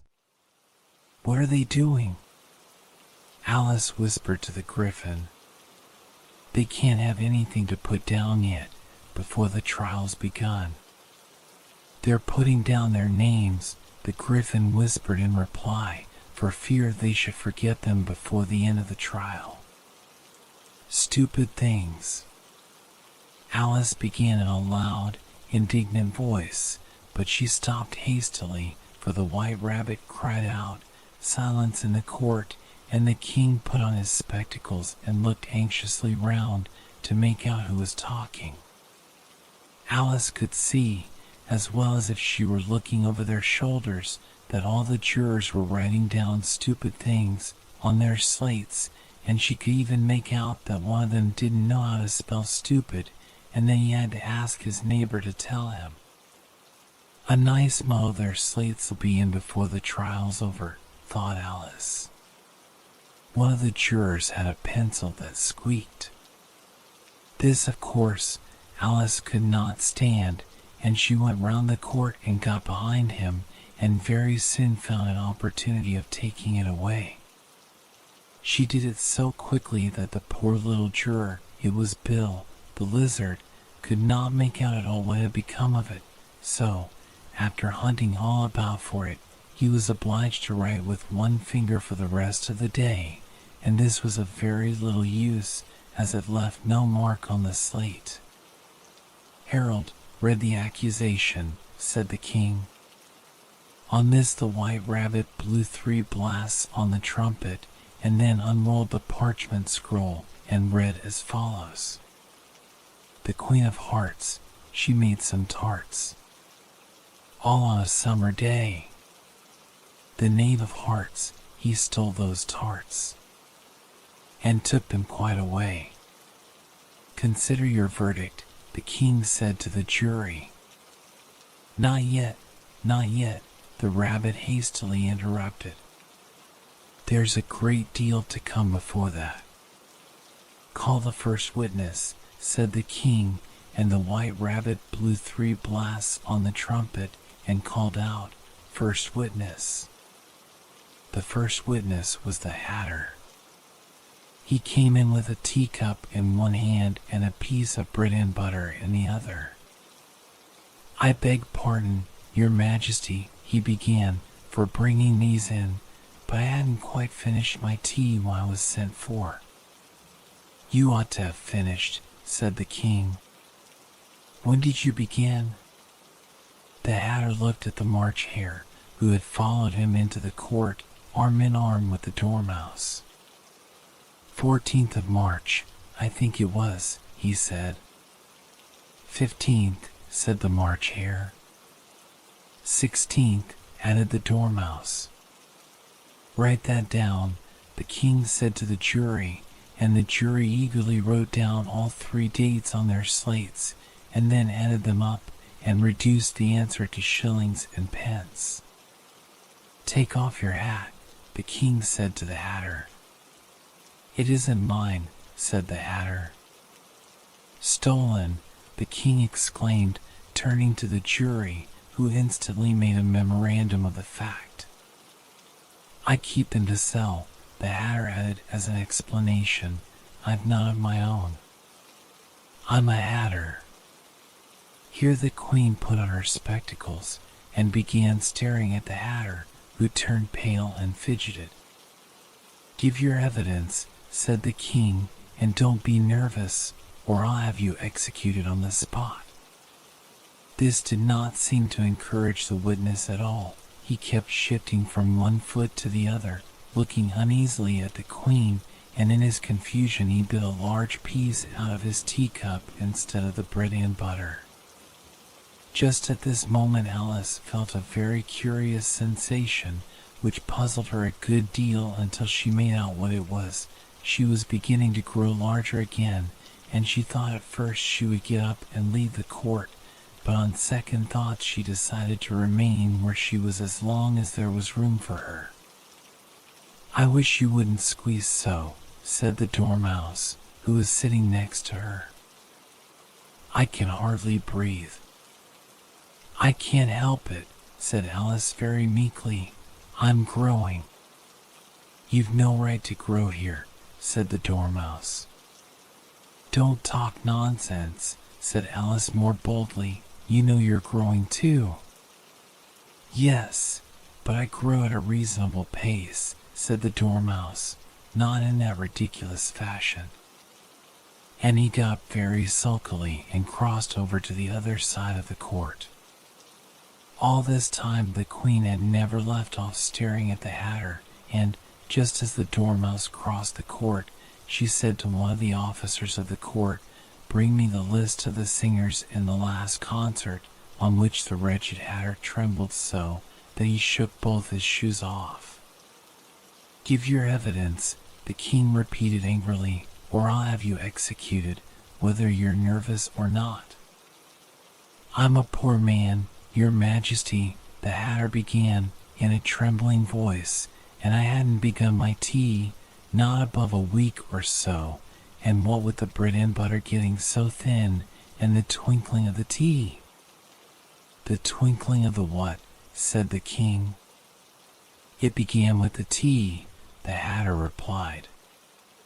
"Of course twinkling begins with a T," said the King sharply. "Do you take me for a dunce? Go on." "I'm a poor man," the Hatter went on, "and most things twinkled after that, only the March Hare said." "I didn't," the March Hare interrupted in a great hurry. "You did," said the Hatter. "I deny it," said the March Hare. "He denies it," said the King. "Leave out that part." "Well, at any rate," the Dormouse said, the Hatter went on, looking anxiously round to see if he would deny it too, but the Dormouse denied nothing, being fast asleep. "After that," continued the Hatter, "I cut some more bread and butter." "But what did the Dormouse say?" one of the jury asked. "That I can't remember," said the Hatter. "You must remember," remarked the King, "or I'll have you executed." The miserable Hatter dropped his teacup and bread and butter and went down on one knee. "I'm a poor man, Your Majesty," he began. "You're a very poor speaker," said the King.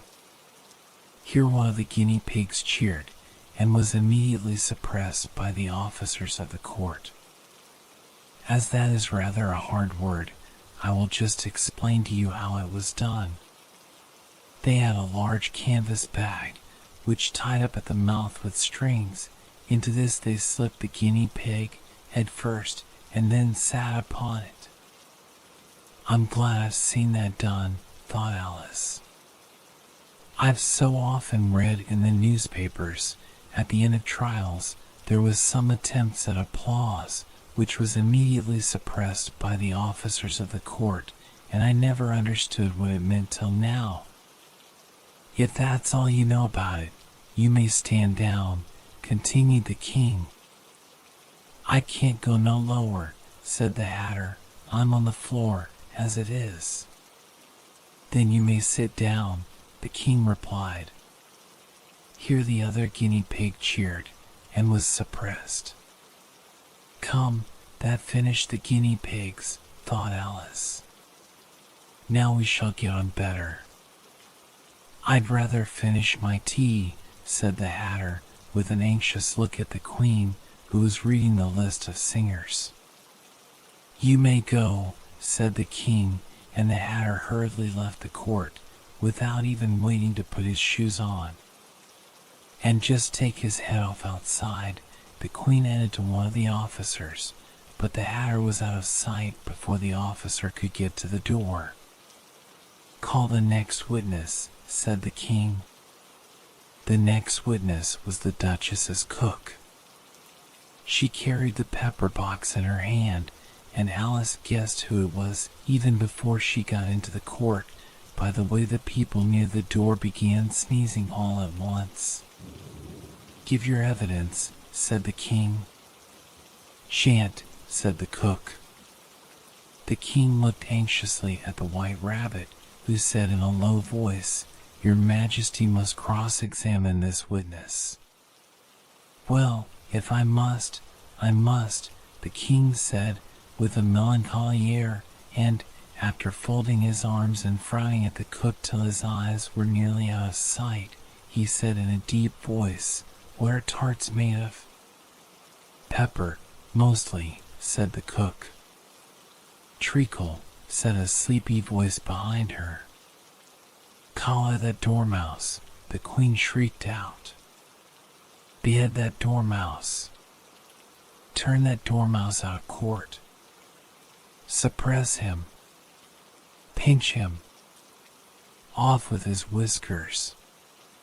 For some minutes the whole court was in confusion, getting the dormouse turned out, and, by the time they had settled down again, the cook had disappeared. "Never mind," said the King, with an air of great relief. "Call the next witness." And he added in an undertone to the Queen, "Really, my dear, you must cross-examine the next witness. It quite makes my forehead ache." Alice watched the White Rabbit as he fumbled over the list, feeling very curious to see what the next witness would be like, for they haven't got much evidence yet, she said to herself. Imagine her surprise when the White Rabbit read out, at the top of his shrill little voice, the name Alice. Chapter 12. Alice's Evidence. "Here," cried Alice, quite forgetting in the flurry of the moment how large she had grown in the last few minutes, and she jumped up in such a hurry that she tipped over the jury box with the edge of her skirt, upsetting all the jurymen onto the heads of the crowd below, and there they lay sprawling about, reminding her very much of a globe of goldfish she had accidentally upset the week before. "Oh, I beg your pardon," she exclaimed in a tone of great dismay, and began picking them up again as quickly as she could, for the accident of the goldfish kept running in her head, and she had a vague sort of idea that they must be collected at once and put back into the jury box, or they would die. "The trial cannot proceed," said the King in a very grave voice, "until all the jurymen are back in their proper places. All," he repeated with great emphasis, looking hard at Alice as he said so. Alice looked at the jury box, and saw that, in her haste, she had put the lizard in head downwards, and the poor little thing was waving its tail about in a melancholy way, being quite unable to move. She soon got it out again, and put it right. "Not that it signifies much," she said to herself. "I should think it would be quite as much use in the trial one way up as the other." As soon as the jury had a little recovered from the shock of being upset, and their slates and pencils had been found and handed back to them, they set to work very diligently to write out a history of the accident, all except the lizard, who seemed too much overcome to do anything but sit with its mouth open, gazing up into the roof of the court. "What do you know about this business?" the king said to Alice. "Nothing," said Alice. "Nothing whatever?" persisted the king. "Nothing whatever," said Alice. "That's very important," the king said, turning to the jury. They were just beginning to write this down on their slates when the White Rabbit interrupted.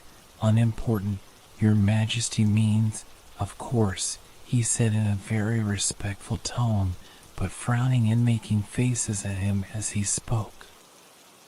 "Unimportant, of course, I meant," the king hastily said, and went on to himself in an undertone. "Important, unimportant, unimportant, important," as if he were trying which word sounded best. Some of the jury wrote it down important and some unimportant. Alice could see this, as she was near enough to look over their slates, but it doesn't matter a bit, she thought to herself. At this moment the king, who had been for some time busily writing in his notebook, cackled out silence and read out from his book, Rule 42. All persons more than a mile high to leave the court. Everybody looked at Alice. "I'm not a mile high," said Alice. "You are," said the king. "Nearly 2 miles high," added the queen. "Well, I shan't go, at any rate," said Alice. "Besides, that's not a regular rule. You invented it just now." "It's the oldest rule in the book," said the king. "Then it ought to be number 1, said Alice. The king turned pale and shut his notebook hastily. "Consider your verdict," he said to the jury in a low, trembling voice. "There's more evidence to come yet, please your majesty," said the White Rabbit, jumping up in a great hurry. "This paper has just been picked up." "What's in it?" said the queen. "I haven't opened it yet," said the White Rabbit, "but it seems to be a letter written by the prisoner to somebody." "It must have been that," said the king, "unless it was written to nobody, which is unusual, you know." "Who is it directed to?" said one of the jurymen. "It isn't directed at all," said the White Rabbit. "In fact, there's nothing written on the outside." He unfolded the paper as he spoke and added, "It isn't a letter, after all, it's a set of verses." "Are they in the prisoner's handwriting?" asked another of the jurymen. "No, they're not," said the White Rabbit, "and that's the queerest thing about it." The jury all looked puzzled. "He must have imitated somebody else's hand," said the king. The jury all brightened up again. "Please your majesty," said the knave, "I didn't write it, and they can't prove I did. There's no name signed at the end." "If you didn't sign it," said the king, "that only makes the matter worse. You must have meant some mischief, or else you'd have signed your name like an honest man." There was a general clapping of hands at this. It was the first really clever thing the king had said that day. "That proves his guilt," said the queen. "It proves nothing of the sort," said Alice. "Why, you don't even know what they're about." "Read them," said the king. The White Rabbit put on his spectacles. "Where shall I begin, please your majesty?" he asked. "Begin at the beginning," the king said gravely, "and go until you come to the end, then stop." These were the verses the White Rabbit read. "They told me you had been to her, and mentioned me to him. She gave me a good character, but said I could not swim. He sent them word I had not gone. We know it to be true. If she should push the matter on, what would become of you? I gave her 1, they gave him 2. You gave us 3 or more. They all returned from him to you, though they were mine before. If I or she should chance to be involved in this affair, he trusts you to set them free, exactly as we were. My notion was that you had been, before she had this fit, an obstacle that came between him and ourselves and it. Don't let him know she liked them best, for this must ever be a secret kept from all the rest, between yourself and me. That's the most important piece of evidence we've heard yet, said the king, rubbing his hands. So now let the jury. If any one of them can explain it, said Alice. She had grown so large in the last few minutes that she wasn't a bit afraid of interrupting him. I'll give him 6 pence. I don't believe there's an atom of meaning in it. The jury all wrote down on their slates, she doesn't believe there's an atom of meaning in it, but none of them attempted to explain the paper.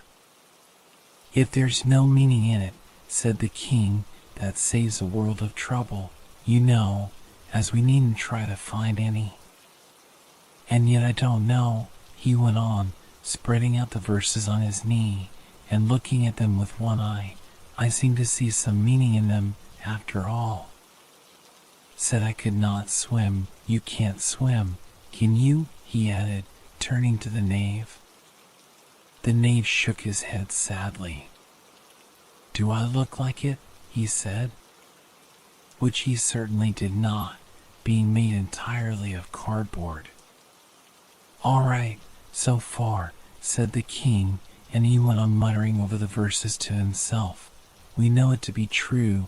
That's the jury. Of course, I gave her 1. They gave him 2.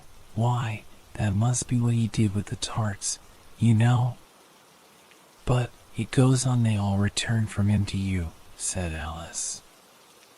Why, there they are, said the king triumphantly, pointing to the tarts on the table. Nothing can be clearer than that. Then again, before she had this fit, you never had fits, my dear, I think, he said to the queen. Never, said the queen furiously, throwing an inkstand at the lizard as she spoke. The unfortunate little Bill had left off writing on his slate with 1 finger, as he found it made no mark, but he now hastily began again, using the ink that was trickling down his face, as long as it lasted. Then the words don't fit you, said the king, looking round the court with a smile.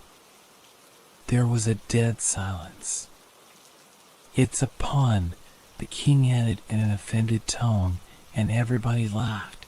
Let the jury consider their verdict, the king said, for about the 20th time that day. No, no, said the queen. Sentence first, verdict afterwards.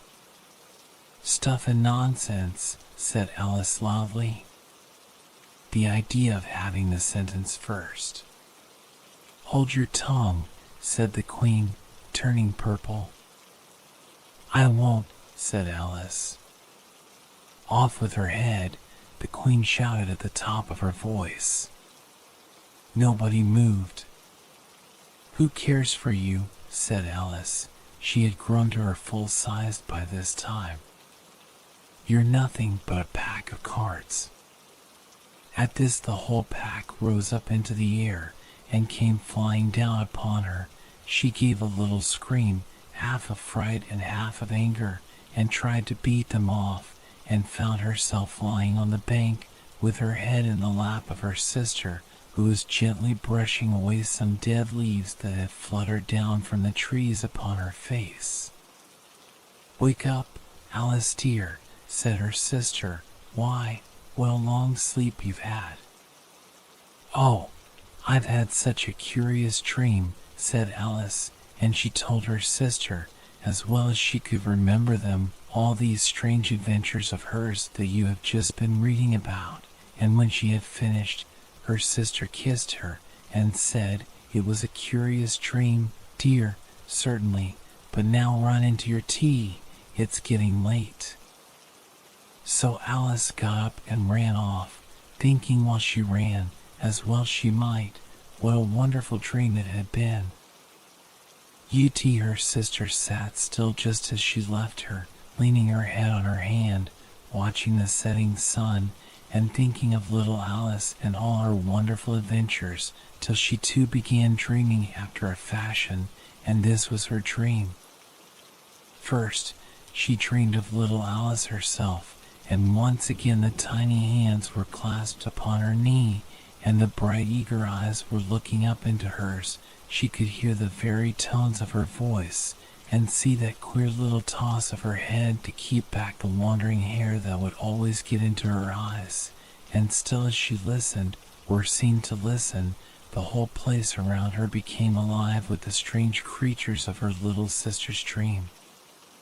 The long grass rustled at her feet as the white rabbit hurried by. The frightened mouse splashed his way through the neighboring pool. She could hear the rattle of the teacups as the March Hare and his friends shared their never-ending meal, and the shrill voice of the Queen ordering off her unfortunate guests to execution.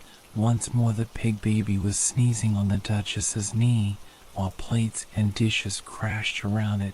Once more the shriek of the griffin, the squeaking of the lizard's slate pencil, and the choking of the suppressed guinea pigs filled the air, mixed up with the distant sobs of the miserable mock turtle.